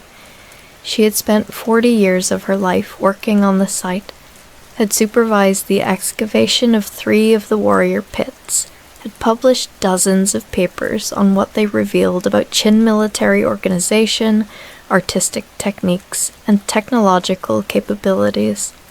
She had been interviewed hundreds of times by journalists, documentary makers, and academics from around the world, and every single time they asked her the same question: when will you excavate the tomb itself? Now 82 years old, Dr. Wei sat in her small apartment in Xi'an, surrounded by books and artifacts, photographs and memories. She had finally agreed to speak honestly about why the tomb remained sealed, though she knew many would dismiss her words as the rambling of an old woman whose scientific rigor had been eroded by age and superstition. I went into the first warrior pit when I was 38 years old, she began, her voice still strong despite her years. I was young, ambitious, completely devoted to scientific archaeology. I thought the stories about curses and guardian spirits were folklore, nothing more. Interesting from an anthropological perspective, but not something to be taken seriously by trained scientists. She paused, looking at the window toward where the tomb mound rose in the distance, visible even from her apartment several kilometers away. The first time I approached the actual tomb, not the warrior pits, but the central mound itself, I was 41. It was 1983, and we were conducting a survey, taking measurements, planning potential excavation strategies. We never intended to dig that day, just to study the exterior, to understand the structure better. I climbed about halfway up the mound with 2 colleagues. It was early morning, the sun just rising, the air cool and clear, and as we climbed, I began to feel something. Not fear exactly, but a sense of being watched, of being evaluated, of being judged as to whether we were worthy to proceed. I told myself it was just the psychological weight of standing on top of such an important historical site, the knowledge of what lay beneath our feet. But then my colleague Dr. Zhang, a man who had never shown the slightest interest in anything supernatural, who mocked fortune-tellers and refused to observe traditional customs. He stopped climbing, just stopped mid-step and stood completely still. After perhaps 30 seconds, he turned around and walked back down without saying a word. When we caught up with him at the base of the mound, he said he wouldn't climb it again. He never did. He continued working on the warrior pits for another 20 years, but he never set foot on the main mound again, and he never explained why. Dr. Wei's story was not unique. Over the decades, numerous researchers had reported similar experiences, a sense of overwhelming dread when approaching the tomb, dreams of ancient armies and underground palaces, feelings of being actively discouraged from proceeding. Some dismissed these accounts as suggestion and psychology. People had heard the legends, so they interpreted normal nervousness as something supernatural. But the consistency of the reports, especially from scientists who had no previous belief in such phenomena, suggested something more. Perhaps the explanation was simpler than curses or guardian spirits. Perhaps Qin Shi Huang, in his obsessive quest for eternal power, had built something genuinely dangerous. The mercury was real, proven by scientific testing. If the tomb was opened and the seals were broken, mercury vapor could flood out in concentrations that would be lethal. The automatic crossbows described by Sima Qian might still be functional. Similar mechanisms from the Qin period had been found in other sites, their bronze components still operational after thousands of years in the right conditions. The tomb might be structurally unstable, supported by wooden beams that had degraded over millennia, ready to collapse at the slightest disturbance. Or perhaps there was something else inside, something that the first emperor had left behind intentionally. Qin Shi Huang had been desperate for immortality, had surrounded himself with mystics and alchemists, had believed deeply in forces that transcended the physical world. What if, in his final preparations, he had done something to ensure that his rest would never be disturbed? Not merely physical traps, but something else, some ritual or curse or working of forces that the modern world had dismissed, but which the ancient world had understood. The archaeological evidence suggested that something extraordinary had happened when the tomb was finally sealed. Historical records indicated that the second emperor, Qin Shi Huang's son, who succeeded him, had ordered the tomb sealed and the access passages filled in immediately after the first emperor's death in 210 BC. The records also stated that all the craftsmen and workers who had knowledge of the tomb's interior layout were killed or sealed inside to maintain secrecy. But there was another detail, mentioned only in a few fragmentary sources, that most scholars overlooked. The records indicated that several of the alchemists and mystics who had served the first emperor volunteered to be sealed inside the tomb with him. Not as human sacrifices, those were common enough in ancient China, but as willing participants in some working or ritual that required their presence. What were they doing in there? What final service were they performing for their emperor? The tomb remained sealed, and with each passing year, the reasons to leave it that way seemed to multiply. The technology to safely excavate it would always be not quite ready. The potential risks would always outweigh the potential benefits. The ethical questions would always remain unresolved. Did anyone have the right to disturb a burial site so deliberately and carefully prepared, regardless of its historical significance? And beneath all the rational justifications, there remained that unspoken awareness, that sense that some places were meant to remain undisturbed, that some secrets were meant to stay buried, and that the first emperor of China, in his obsessive preparations for death and his desperate quest for eternal power, had succeeded in creating something that would outlast not just his dynasty, not just his civilization, but potentially any civilization that might come after. The terracotta warriors stood in their pits, facing east, eternally vigilant. Tourists walked among them now, marveling at their craftsmanship, taking photographs, purchasing souvenirs. But beyond the warriors, past the outer rings of defense, the tomb itself remained as it had been for more than 2,000 years, sealed, silent, and utterly impenetrable. Sometimes, on quiet evenings when the tourists had gone and the site was still, the guards reported hearing sounds from the direction of the tomb. Not loud sounds, nothing dramatic or frightening, just a low humming, like machinery running deep underground, like the circulation of the ancient rivers, like the breathing of something vast and patient that was willing to wait as long as necessary. The guards would listen for a moment, then return to their rounds, and the sound would fade back into the silence of centuries.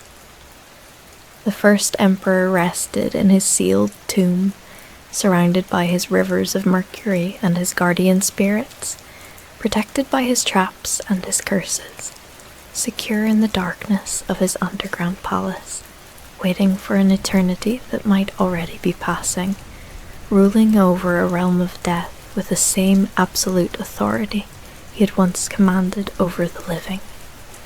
And above him, the world turned and changed and forgot, until all that remained was the mound and the warriors, and the unshakable certainty that some doors, once closed, should never be opened again. The final night of King Harold II. The wind howled across the ridge at Senlac Hill, like the breath of some ancient god, carrying with it the metallic scent of blood and the acrid smoke of 1,000 dying fires. King Harold II of England stood alone in his command tent, the canvas walls snapping and billowing around him, like the sails of a ship caught in a storm. Outside, the sounds of his army preparing for sleep mingled with the groans of the wounded, creating a symphony of suffering that had become as familiar to him as his own heartbeat. It was the 13th day of October in the year 1066, though to Harold it felt as if he had lived a dozen lifetimes in the span of 3 weeks. His reflection in the polished bronze mirror showed a man aged beyond his 44 years, his face carved with lines of exhaustion and worry, his once bright eyes now dulled by the weight of impossible choices. The crown of England sat heavy on his brow, though he had removed it hours ago and placed it on the small wooden table beside his sleeping pallet. In the flickering candlelight, it seemed less a symbol of power and more a golden shackle. He poured himself a cup of wine from the pitcher his squire had left, noting how his hands trembled slightly. Not from fear, he told himself, but from the bone-deep weariness that came from fighting 2 major battles in the span of less than a month. First, there had been Stamford Bridge up in the north, where he had crushed the invasion of Harold Hardrada of Norway and his own treacherous brother Tostig. That victory should have been celebrated throughout the kingdom, sung about in mead halls for generations. Instead, Harold had barely allowed his men a single night's rest before force-marching them 240 miles south to face a new invader, William of Normandy. The Norman Duke had landed on the 28th of September, setting up camp at Pevensey, and then moving to Hastings, burning and pillaging the lands of Sussex as if he already owned them. Harold had arrived on Senlac Hill just that morning, the 14th of October, his army exhausted, depleted, and stretched to breaking point. Yet they had fought with the courage of lions, forming the legendary shield wall that had held against wave after wave of Norman cavalry and arrows. Harold walked to the entrance of his tent and pulled back the flap, looking out over the encampment. Thousands of cook fires dotted the hillside, each one surrounded by clusters of men trying to warm themselves against the October chill. These were his men, his people, farmers and thegns, housecarls and fyrds, men who had left their fields and families to answer their king's call. Many of them had marched with him from the north, their feet bloodied and blistered, their bodies pushed beyond human endurance. How could he ask them to do the impossible once more when the sun rose tomorrow? A figure approached through the darkness, and Harold recognized the gait of his brother Gurth, Earl of East Anglia. At 34 years old, Gurth was 10 years Harold's junior, with the same broad shoulders and strong jaw that marked the Godwinson line. Unlike Harold, however, Gurth's face still held some of the optimism of youth, though it was fading fast with each passing hour. "Brother," Gurth said, his voice low, "you should be resting. Tomorrow will be the hardest day of our lives." Harold managed a bitter smile. "Tomorrow will be the hardest day, or it will be the last day. I find I cannot sleep knowing which it might be." Gurth stepped into the tent, and Harold noticed he was not alone. Their youngest brother, Leofwine, Earl of Kent, followed behind. At about 32 years of age, Leofwine had always been the most cheerful of the three surviving Godwinson brothers, quick with the joke and quicker with the sword. Tonight, however, his usual smile was nowhere to be seen. "We need to talk, Harold," Leofwine said, and there was an urgency in his voice that made Harold's stomach tighten. "About tomorrow's battle. About our strategy." Harold gestured for them to sit, and the three brothers settled onto the campaign stools arranged around the small table. Harold poured wine for each of them, and for a moment they simply sat in silence. Three men who had grown up together, fought together, and now faced death together. "Speak plainly," Harold said. "What troubles you?" Gurth leaned forward, his elbows on his knees. "Our position troubles me, Harold. We hold the high ground, yes, and our shield wall proved its worth today. But we are too few. We lost good men at Stamford Bridge, and we have had no time to gather reinforcements. William has fresh troops, rested horses, and the patience to wait us out." "We cannot wait," Harold said firmly. "Every day we remain here, William ravages more of my kingdom. Every village he burns, every field he destroys, weakens England. I will not allow that Norman bastard to carve up my lands while I sit on a hill and watch." "Then let us take a different approach," Leofwine interjected. "Fall back. Retreat to London. Gather every able-bodied man in the kingdom. Return with an army so large that William will have no choice but to board his ships and flee back to Normandy." Harold shook his head. The suggestion was not without merit. "And in the meantime, William consolidates his position. He builds fortifications. He brings more men from across the Channel. No, we must strike now, while he is still vulnerable. One decisive victory, and the Norman threat ends.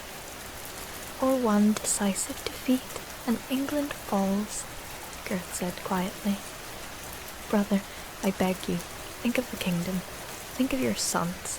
If you fall tomorrow, who leads England?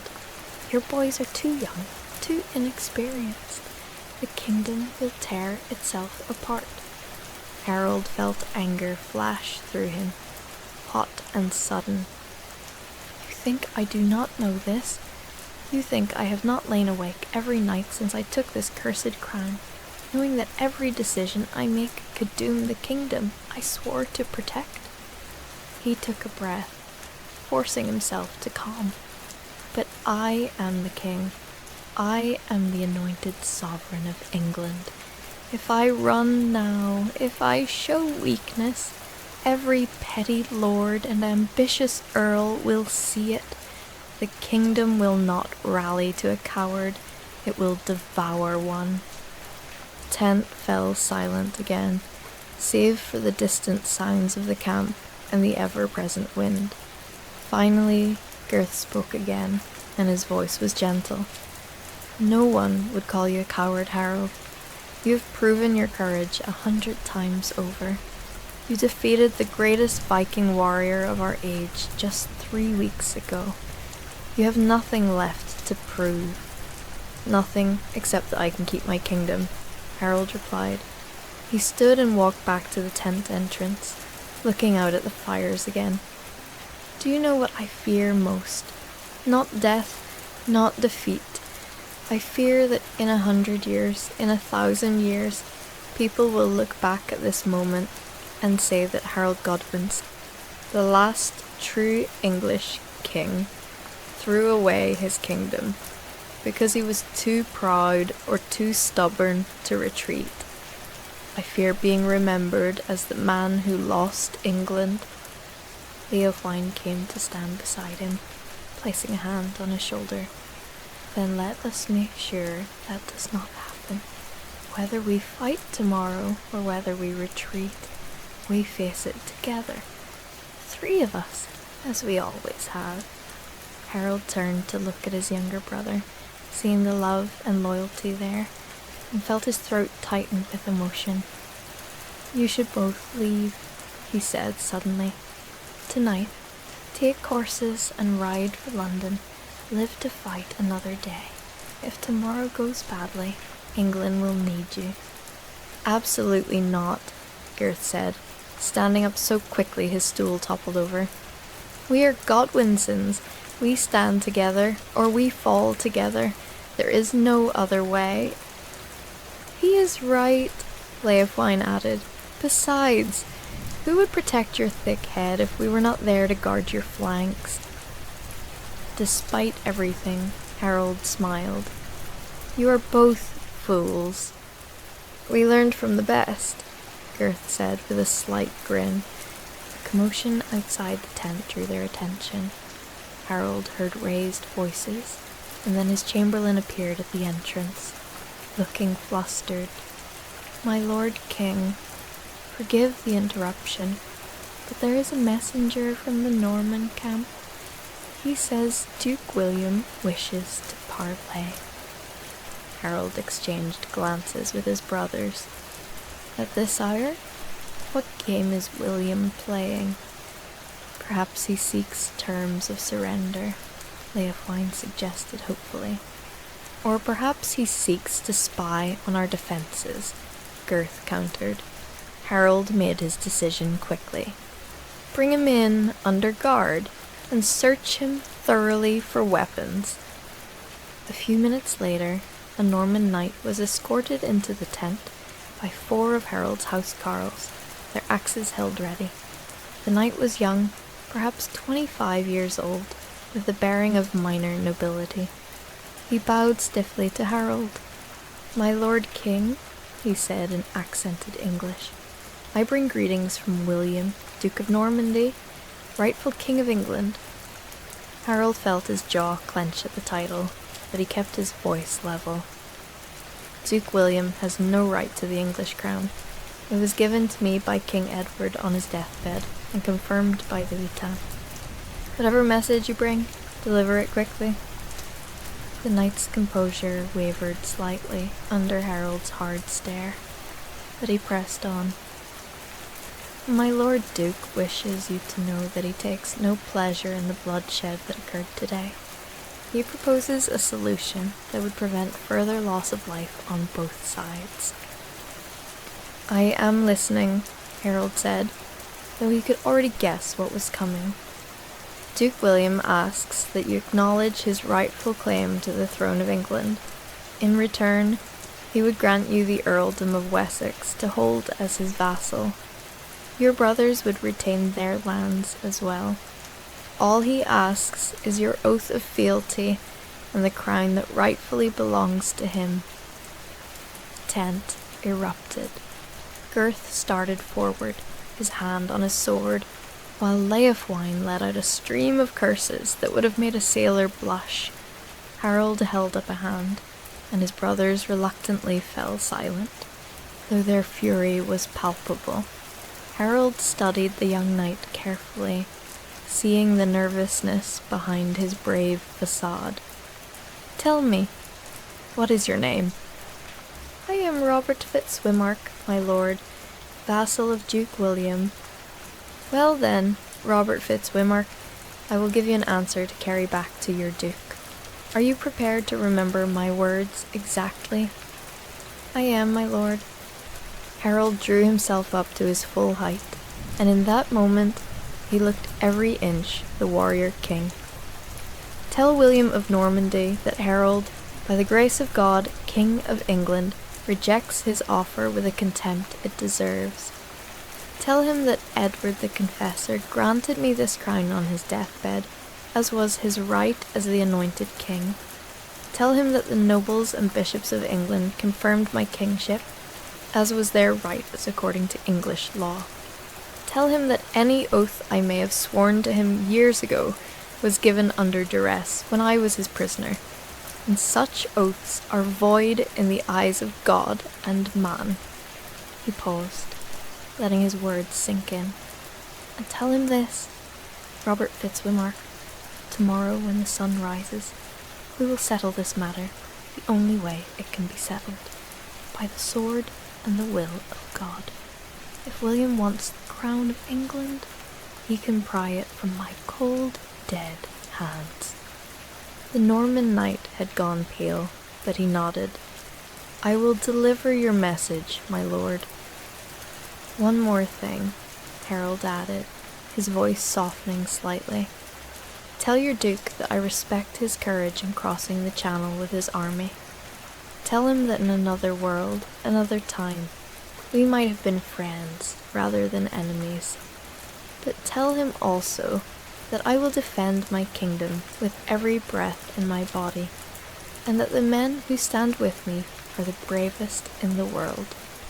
If he seeks glory through conquest, he will find it tomorrow, but he may also find his death." Robert bowed again and was escorted from the tent. As soon as he was gone, Leofwine let out a long breath. "Well, that tears it.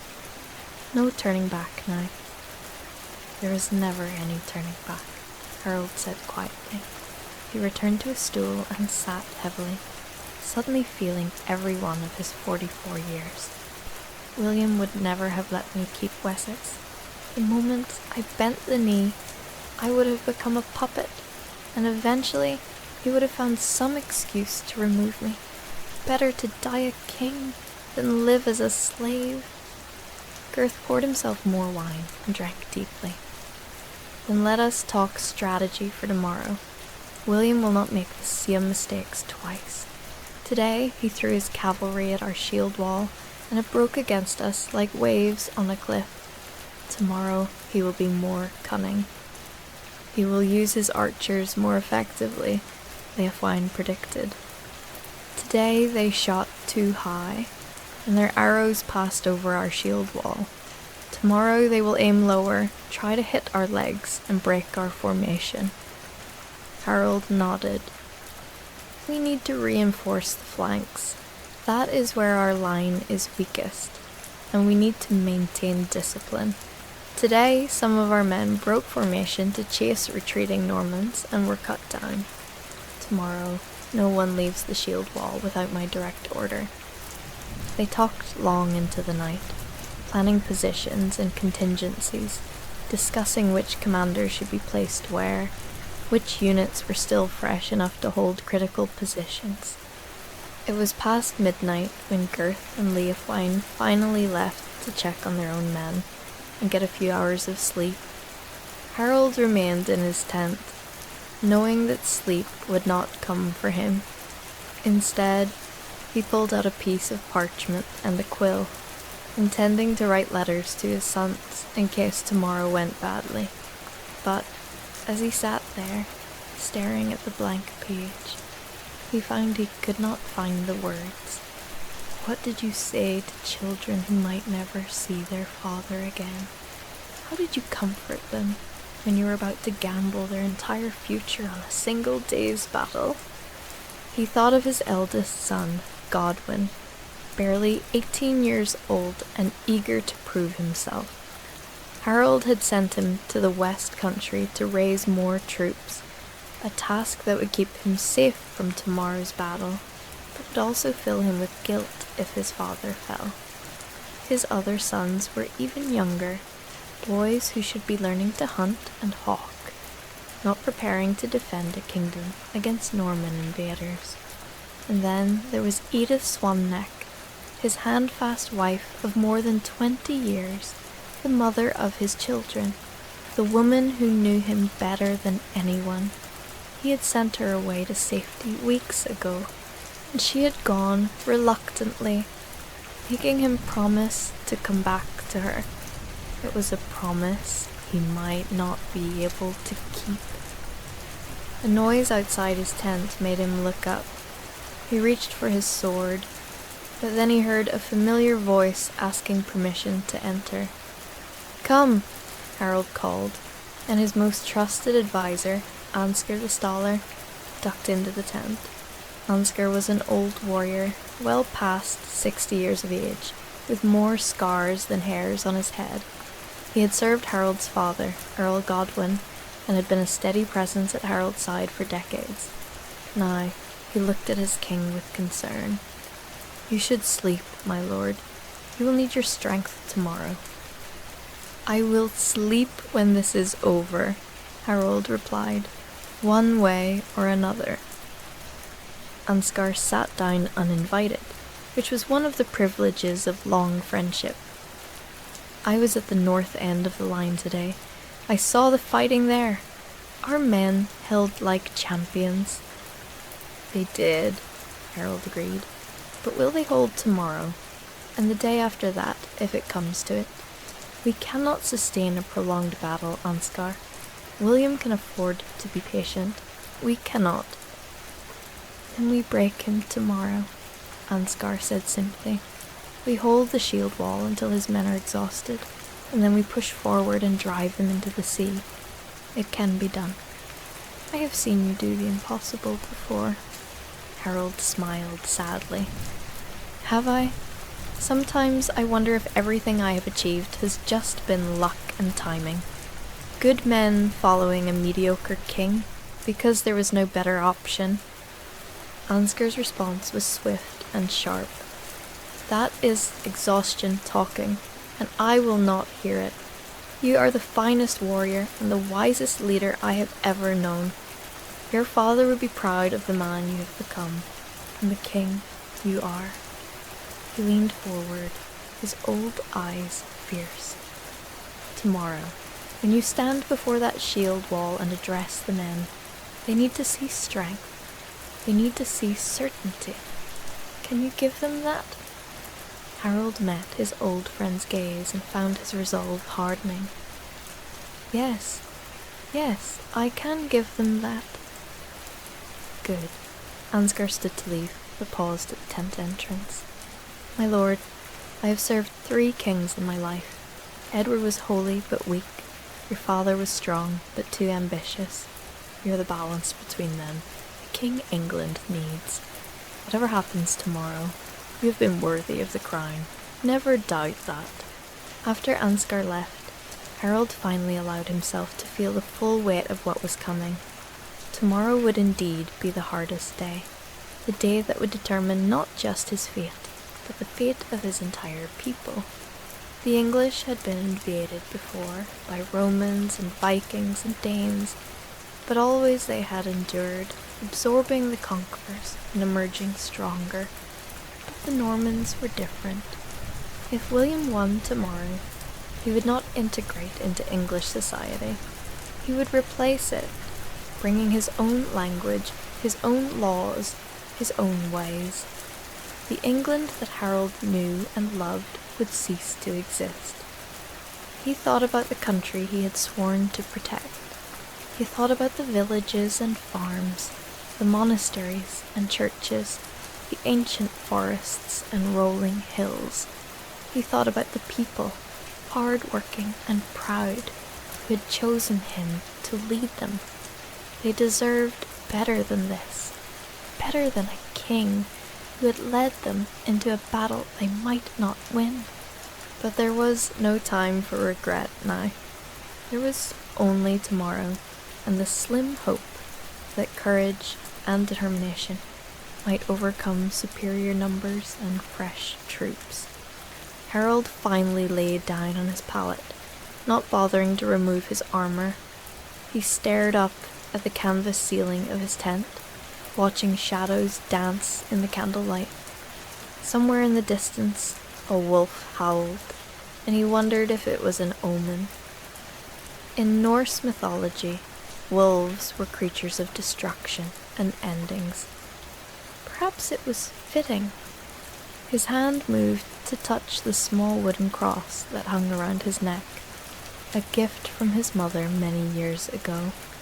He whispered a prayer, not for victory, but for courage, for himself and his brothers, for his men who would stand with him tomorrow, for the kingdom he loved more than his own life. As the candle burned lower, Harold's thoughts drifted to the strange twists of fate that had brought him to this moment.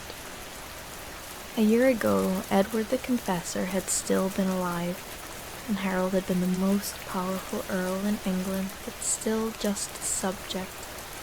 Then Edward had died, leaving no direct heir, and the Wetan had chosen Harold to succeed him. It had been the greatest honour of his life, and perhaps the greatest curse. He thought about William of Normandy, waiting in his own tent, perhaps a mile away. The Norman Duke was younger than Harold, only 39 years old, but he had been hardened by a lifetime of warfare. William had fought his own vassals, neighbouring lords, and even the King of France. He was ruthless, brilliant, and utterly convinced of his divine right to the English throne. In William's mind, Harold was nothing but an oath-breaker and a usurper, a jumped-up earl who had stolen what rightfully belonged to Normandy. The truth was more complicated, as truth always was. Harold had indeed sworn an oath to William years ago, when he had been shipwrecked on the Norman coast and taken into William's custody. But that oath had been given under duress, extracted by a man who held Harold's life in his hands. More importantly, it had been superseded by Edward's deathbed designation and the Wetan's confirmation. English law was clear. The crown could not be promised away to foreigners without the consent of the kingdom's nobles. William's claim was built on sand, but William did not care about English law or English customs. He had the backing of the Pope, who had sent him a consecrated banner to carry into battle.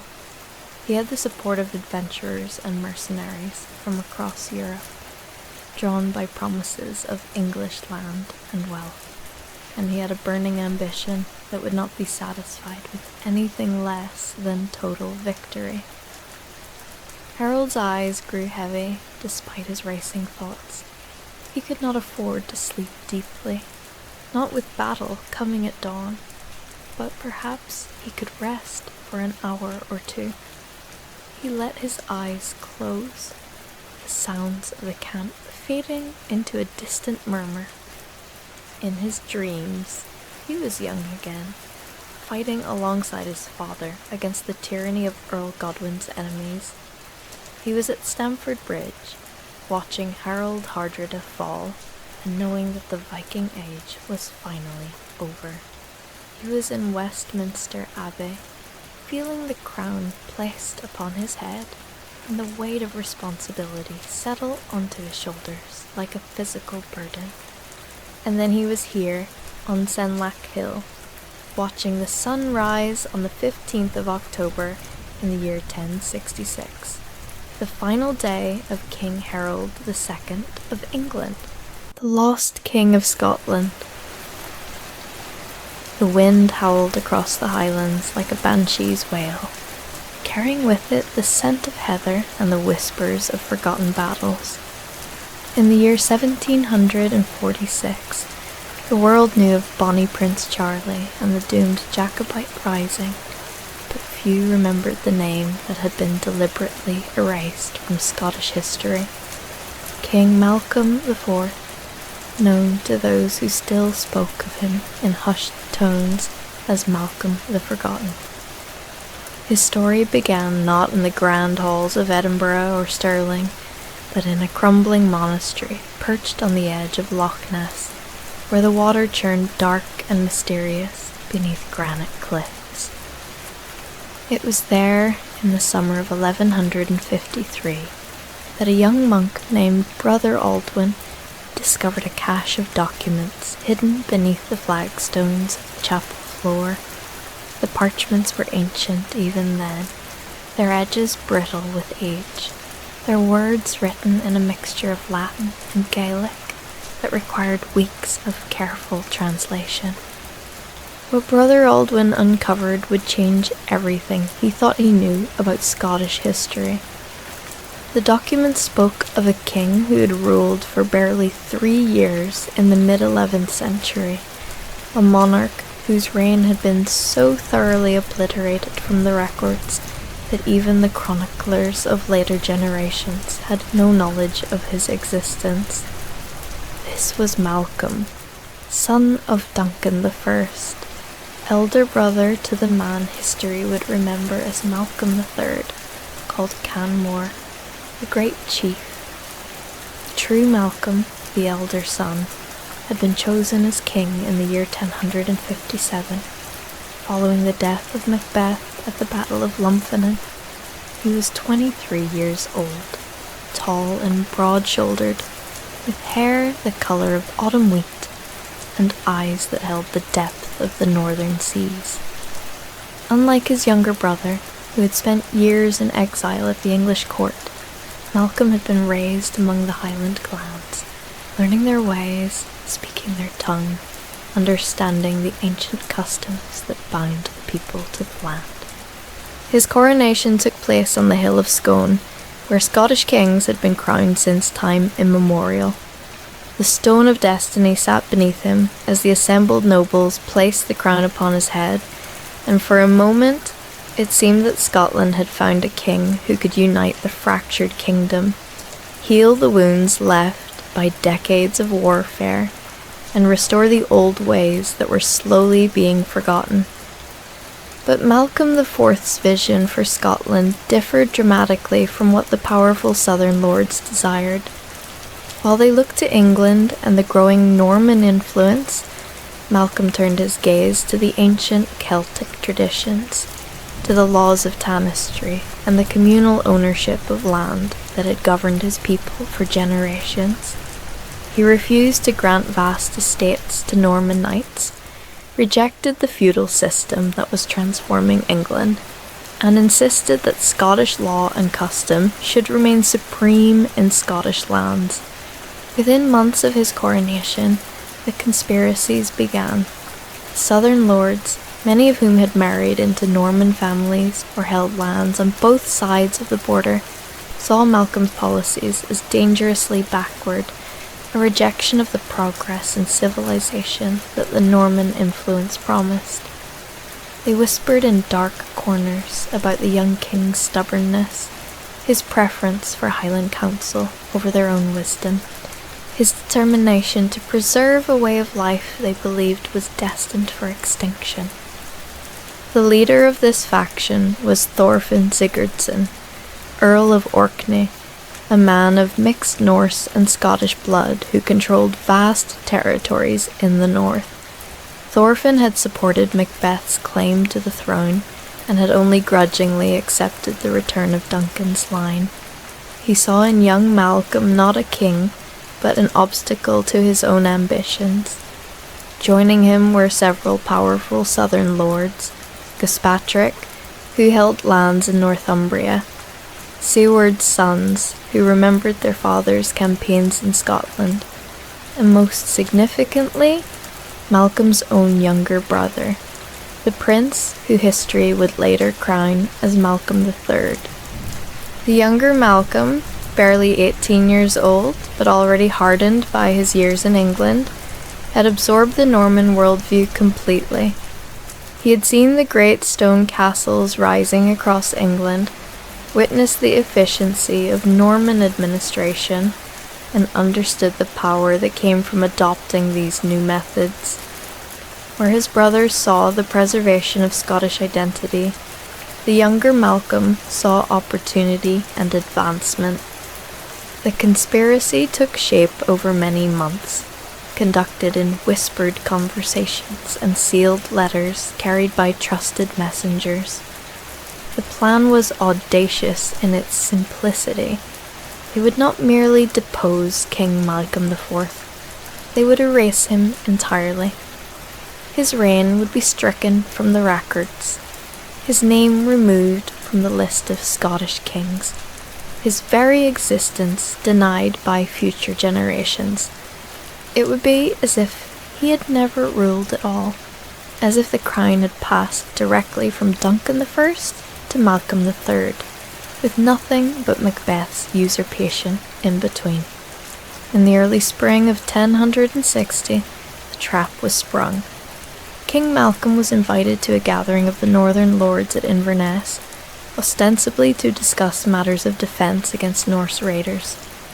He travelled with a small retinue of loyal men, never suspecting that he rode toward betrayal. On the third night of his stay, as he slept in a chamber of Inverness Castle, armed men burst through the door. The fight was brief but fierce. Malcolm's personal guard died defending him, their blood staining the stone floor. The king himself killed 2 attackers before being overwhelmed by sheer numbers. But they did not kill him. That was crucial to the plan. A dead king could become a martyr, a rallying point for rebellion. Instead, they needed him to disappear, to vanish so completely that doubt would cloud any future claims of his existence. Bound in chains and gagged to silence his protests, Malcolm was smuggled out of Inverness Castle before dawn. A body, some nameless man of similar build, was dressed in the king's nightclothes and left dead in his chamber, his face so mutilated by sword strokes that identification would be impossible. The official story spread quickly. The king had been murdered by unknown assassins, likely Norse raiders or supporters of Macbeth's line seeking revenge. The younger Malcolm, displaying appropriate grief and righteous anger, was crowned within a fortnight. His first acts as king were telling. He granted extensive lands to Norman knights, established feudal obligations throughout the southern lowlands, and began the transformation of Scotland into a kingdom that resembled its southern neighbour. The old Celtic laws were gradually suppressed, replaced by Norman legal codes. The ancient system of tanistry, where kings were chosen by merit rather than strict primogeniture, was abandoned in favour of direct inheritance. And what of the true Malcolm, the forgotten king? He was taken in darkness to a remote monastery on the Isle of Skye, a place so isolated that few even knew of its existence. There, in a stone cell overlooking the churning waters of the Minch, he would spend the remainder of his days, forbidden from speaking his true name, watched constantly by guards who ensured he could never escape or make contact with the outside world. The monks who tended him were sworn to secrecy under pain of excommunication and death. They knew him only as Brother Columba, a nobleman who had taken holy orders after some unnamed transgression.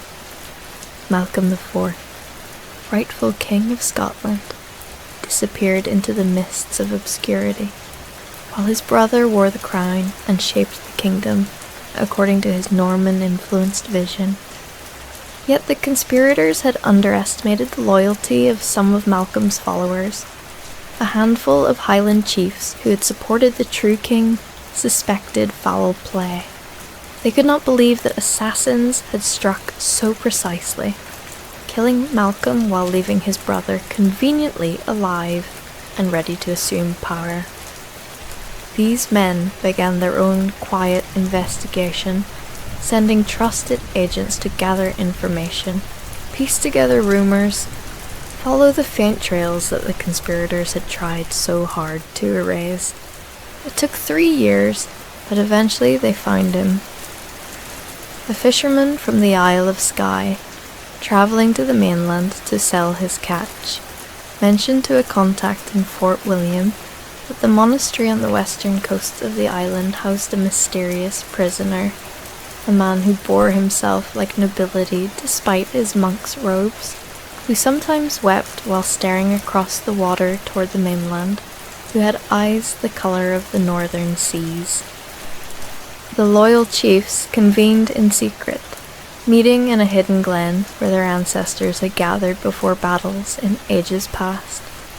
They debated long into the night about what should be done.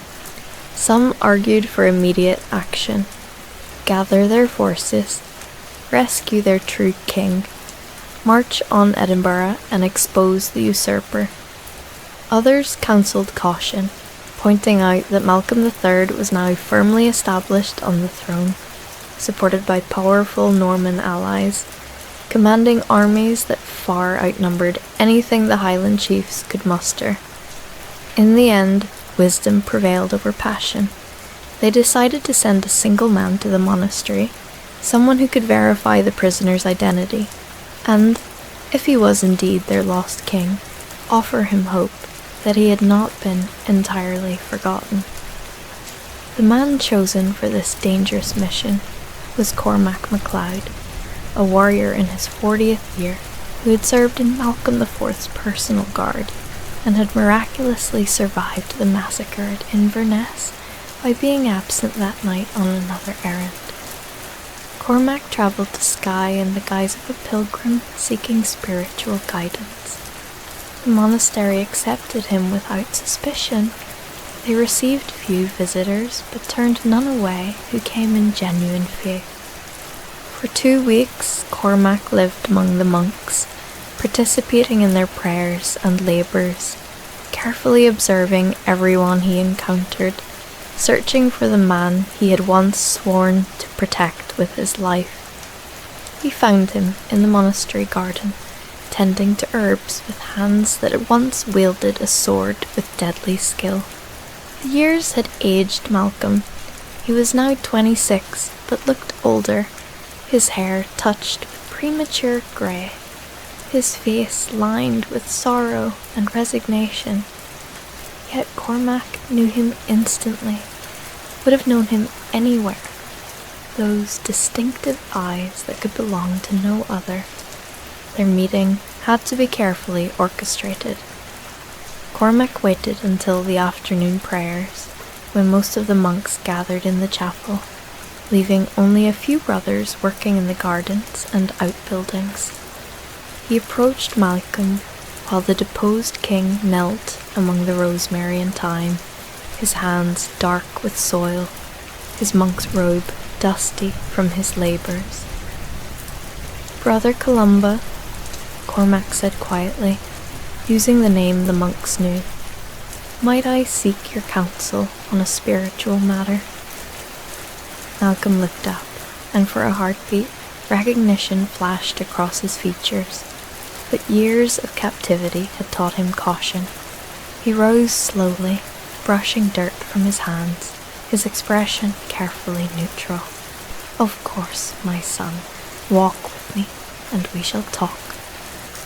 He moved deeper into the garden, away from the monastery buildings, toward a low stone wall that overlooked the sea. Only when they were certain no one could overhear did Cormac speak again, this time in the Gaelic tongue, rather than the Latin the monks preferred. "My lord," he said simply, "your people have not forgotten you." Malcolm closed his eyes, and when he opened them again, they glistened with tears he refused to let fall. "Cormac," he whispered, "you survived Inverness. Thank God. I had feared all my loyal men perished that night." "Most did, sire, but a handful of us escaped, and we have been searching for you these 3 years past. The Highland chiefs know of your imprisonment. They would raise armies to free you if you but give the word." For a long moment, Malcolm said nothing, staring out across the water toward the mainland, toward the kingdom that should have been his. The wind pulled at his robes, carrying the salt scent of the sea and the distant cries of seabirds. "No," he said finally, his voice heavy with resignation. "Too much blood has already been spilled in Scotland's name. If the chiefs rise up now, my brother will crush them utterly. The Norman armies will devastate the Highlands. The people will suffer for my sake, and I cannot bear that burden." "But you are the rightful king," Cormac protested. "Malcolm III sits on a throne built on treachery and lies. History must know the truth." "History," Malcolm said bitterly, "is written by those who hold power, not by those who hold the right. My brother has already succeeded in erasing me from the chronicles. To future generations, I will be nothing more than a footnote if I am remembered at all. Perhaps that is for the best." "How can you say such a thing? You fought for Scotland, for the old ways, for everything our people hold sacred." Malcolm turned from the sea to face his former guard, and Cormac was struck by the change in him. This was no longer the fierce young king who had defied the Norman lords, but a man who had been broken by years of isolation and helplessness, worn down by the knowledge that his sacrifice had changed nothing. "The old ways are dying, Cormac. Perhaps they were always doomed. My brother understands what I was too proud to see. Scotland cannot stand alone against the tide of change sweeping across these islands. The Norman influence will transform us, whether we wish it or not. By resisting, I might have doomed our people to perpetual warfare and poverty. At least my brother's path offers stability, even if it means surrendering much of what made us uniquely Scottish. Then you will remain here, accept this imprisonment without protest? What choice do I have? If I escape, if I reveal myself, I doom countless others to death in a war they cannot win. Better that I remain Brother Columba, a forgotten man in a forgotten place, and let Scotland move forward without me." Cormac felt his heart break for his king, seeing the defeat in his eyes, the weight of abandonment and loss that bowed his shoulders. "The chiefs asked me to tell you something, sire. They said that even if you cannot be restored to your throne, even if the world never knows your name, they will preserve your memory. They will pass down the truth from father to son, from generation to generation, so that somewhere in some hidden corners of the Highlands, people will always know that once there was a king who fought for them, who chose exile over compromise, who sacrificed everything rather than betray the old ways." For the first time since their conversation began, Malcolm smiled, a sad, weary smile, but genuine nonetheless. "That is worth more than any crown, old friend. Tell them I accept their gift gratefully. Tell them to care for our people, to preserve what they can of our traditions, to remember that being Scottish means more than simply occupying this land. It means carrying forward the values and customs that our ancestors died to protect." They spoke for another hour, sharing news and memories. Two men bound by loyalty and loss, standing at the edge of the world while history moved on without them. When Cormac finally departed the monastery, he carried with him not the vengeful declaration of a deposed king demanding restoration, but rather a message of acceptance and hope, that even in defeat, even in obscurity, Malcolm had found a kind of peace. The Highland chiefs received Cormac's report with mixed emotions. Some raged against Malcolm's decision, arguing that he had no right to deny his people the chance to fight for him. Others understood his wisdom, recognizing that pragmatism sometimes required painful sacrifices. In the end, they honored his wishes. There would be no rebellion, no attempt to rescue him from his island prison, no public revelation of his survival. Instead, they began the long work of preservation. In hidden glens and remote valleys, and whispered stories told by firelight, the true history of Malcolm IV lived on. Bards composed ballads about the lost king, though they were careful never to sing them where spies for Malcolm III might hear. Scribes copied the few documents that proved his existence, hiding them in secret locations where future generations might one day discover them. Brother Aldwin's discovery in 1153 was one fruit of this careful preservation. The documents he found had been hidden there by one of Malcolm's loyal followers, tucked away in the hope that someday someone would find them and learn the truth.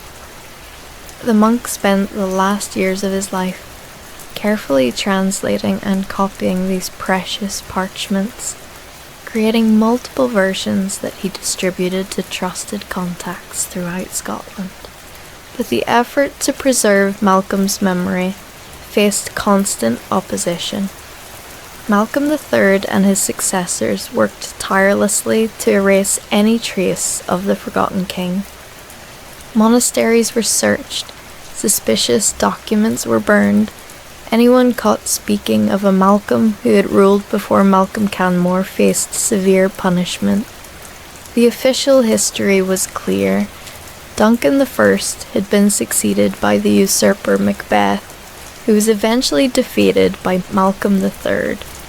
There was no room in this narrative for another Malcolm, no space for a king who had inconveniently embodied values that the new Scotland was leaving behind.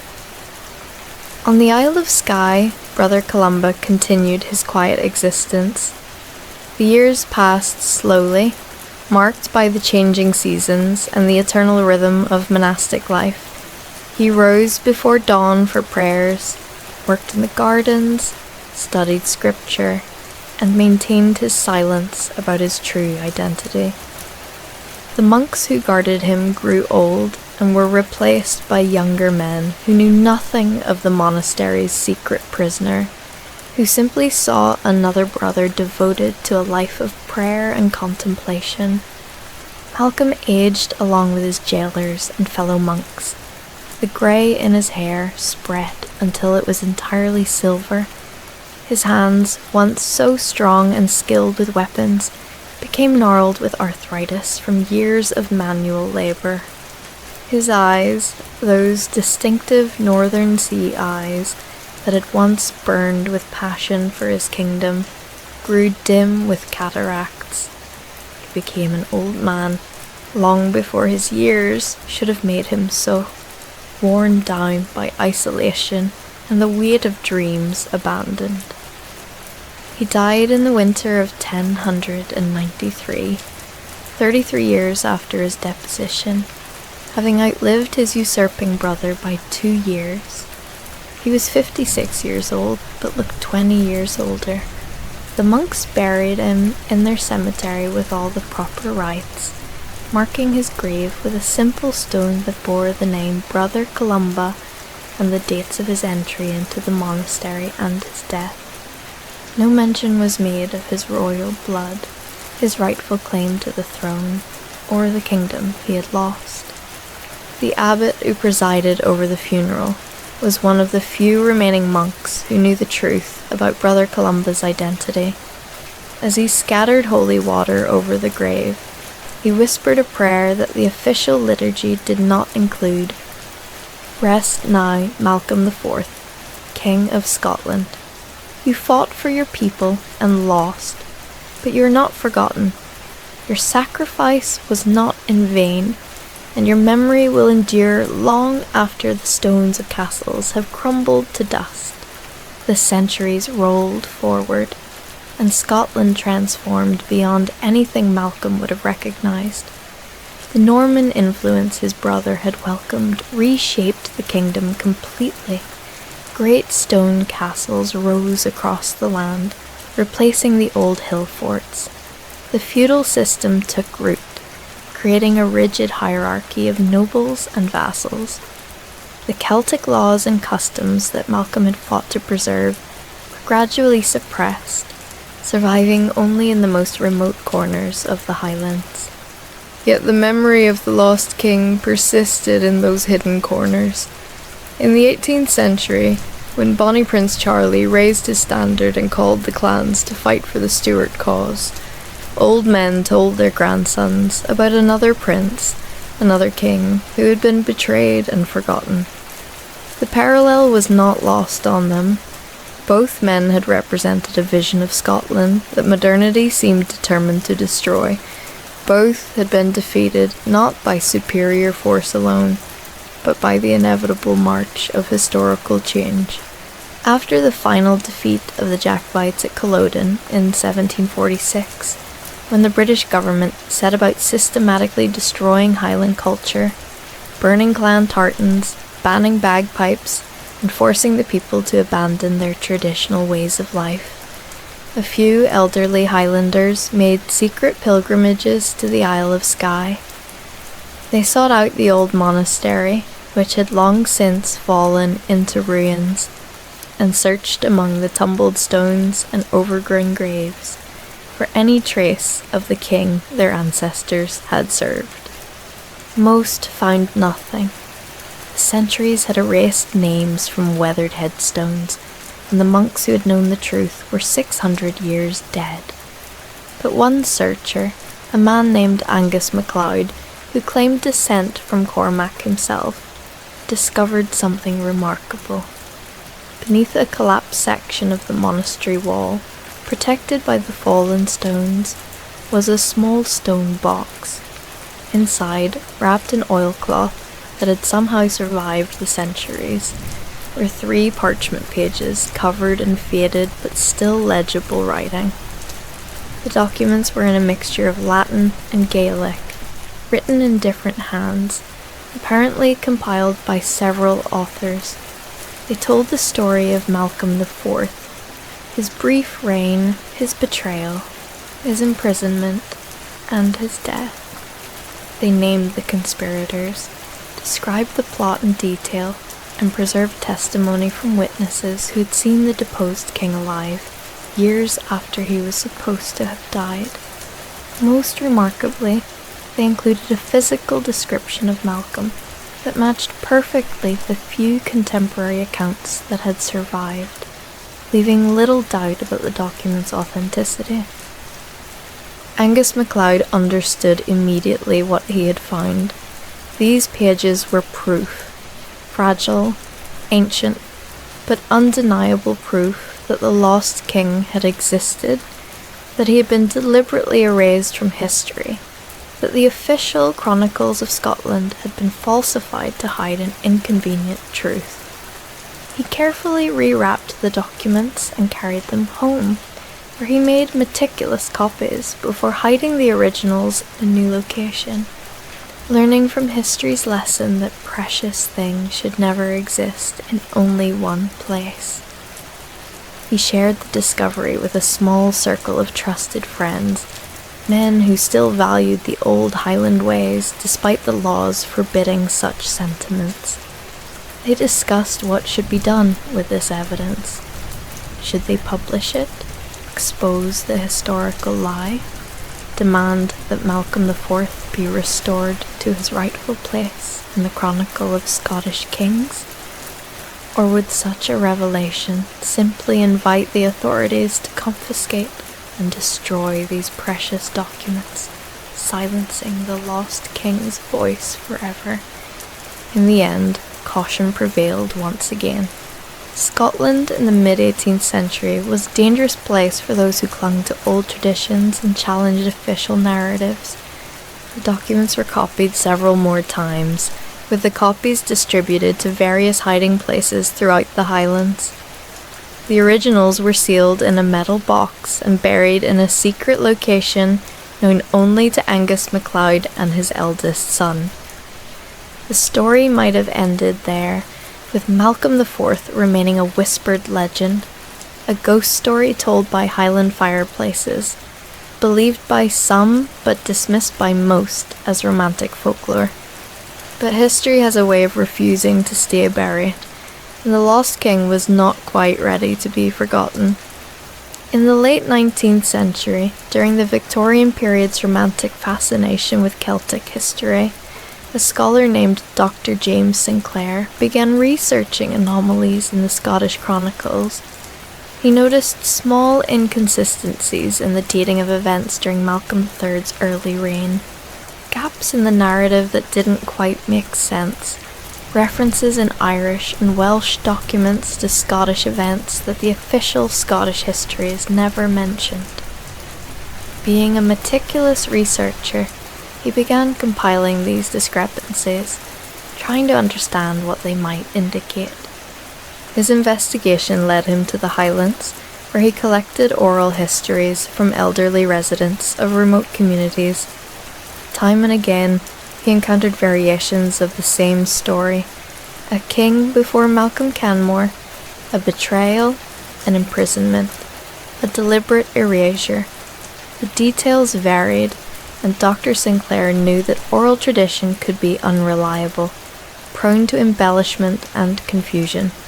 But the consistency of the core narrative, appearing in communities that had little contact with one another, suggested that these stories might have a common root in actual historical events. Dr. Sinclair's research culminated in a scholarly paper published in 1887, titled The Lost King Hypothesis: Evidence for an Erased Reign in 11th Century Scotland. The paper was cautious in its claims, presenting the evidence without making definitive statements, acknowledging the difficulties of proving events that powerful forces had worked hard to obscure. Nevertheless, it created a minor sensation in academic circles, inspiring other scholars to investigate the mystery of Malcolm IV. The truth, when it finally emerged into the light of accepted history, came not from academic research, but from an accident of fate. In 1942, during the Second World War, German bombers targeting industrial sites in Scotland dropped their payload on what they believed to be a factory, but was actually an ancient manor house being used as military storage. The explosion destroyed the building, but also cracked open a sealed chamber in its foundation, a room that had been locked and forgotten for centuries. Among the debris, soldiers found a collection of documents that had survived by pure chance, protected by the manor's thick stone walls, even as the building above them collapsed. These papers, when examined by historians, proved to be a cache of correspondence between Malcolm III and his fellow conspirators, dating from the years 1058 through 1062. The letters discussed the plot against the elder Malcolm in shocking detail, including explicit acknowledgement that they planned not just to depose him, but to erase him from history entirely. The discovery made headlines throughout Britain. Here was proof, written in the conspirators' own hands, that a king named Malcolm had indeed ruled Scotland before Malcolm III, and that his reign had been deliberately suppressed. Academic historians rushed to re-examine the chronicles, looking for other evidence that might have been overlooked or misinterpreted. Slowly, painstakingly, they began to reconstruct the true story of Malcolm IV, corroborating the oral traditions that Highland communities had preserved for nearly 900 years. Today, Malcolm IV is recognised by historians as a legitimate king of Scotland, though many details of his reign remain obscure. His name has been added to the official list of Scottish monarchs, and scholars continue to uncover new evidence about his brief time on the throne. Yet for all the academic recognition, he remains the lost king, a figure more legendary than historical, a symbol of the paths not taken and the dreams that died before they could be fulfilled. In the Highlands, where his memory was kept alive through centuries of suppression, the vindication of Malcolm's existence brought a measure of satisfaction to the descendants of those who had never forgotten him. The old stories were true after all. There had been a king who fought for the old ways, who chose exile over compromise, who was betrayed and erased, but whose memory survived through sheer stubborn loyalty. The monastery on Skye, where Malcolm spent his final years, is now a protected historical site. Archaeologists have excavated the ruins, finding among the remains a grave that might be his, though definitive identification is impossible after so many centuries. A simple monument stands there now, bearing an inscription that attempts to summarize a complex life in a few brief words. Here lies Malcolm IV, King of Scotland, who ruled from 1057 to 1060. He fought for his people and lost, but he was not forgotten.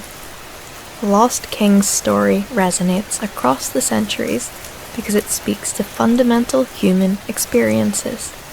The pain of betrayal, the weight of impossible choices, the courage required to accept defeat with dignity. Malcolm IV could have condemned his people to endless warfare in defense of his crown. Instead, he chose obscurity and isolation, allowing history to move forward without him, preserving peace at the cost of his own legacy.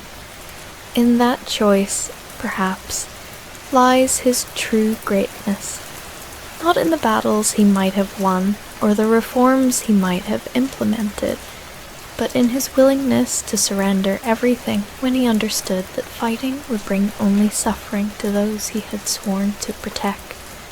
The forgotten king became, in the end, the sacrificial king, offering himself so that others might live. His name may have been erased from the chronicles for centuries, his reign reduced to a footnote in academic texts, but the lost King of Scotland achieved a kind of immortality that no amount of suppression could destroy. He lives on in the stories still told by Highland firesides, in the scholarly debates about Scotland's medieval history, in the hearts of all who understand that sometimes the greatest courage lies not in fighting to the end, but in knowing when to let go. And somewhere, in hidden places throughout Scotland, the documents that Angus MacLeod copied so carefully still exist, waiting to be discovered by future generations.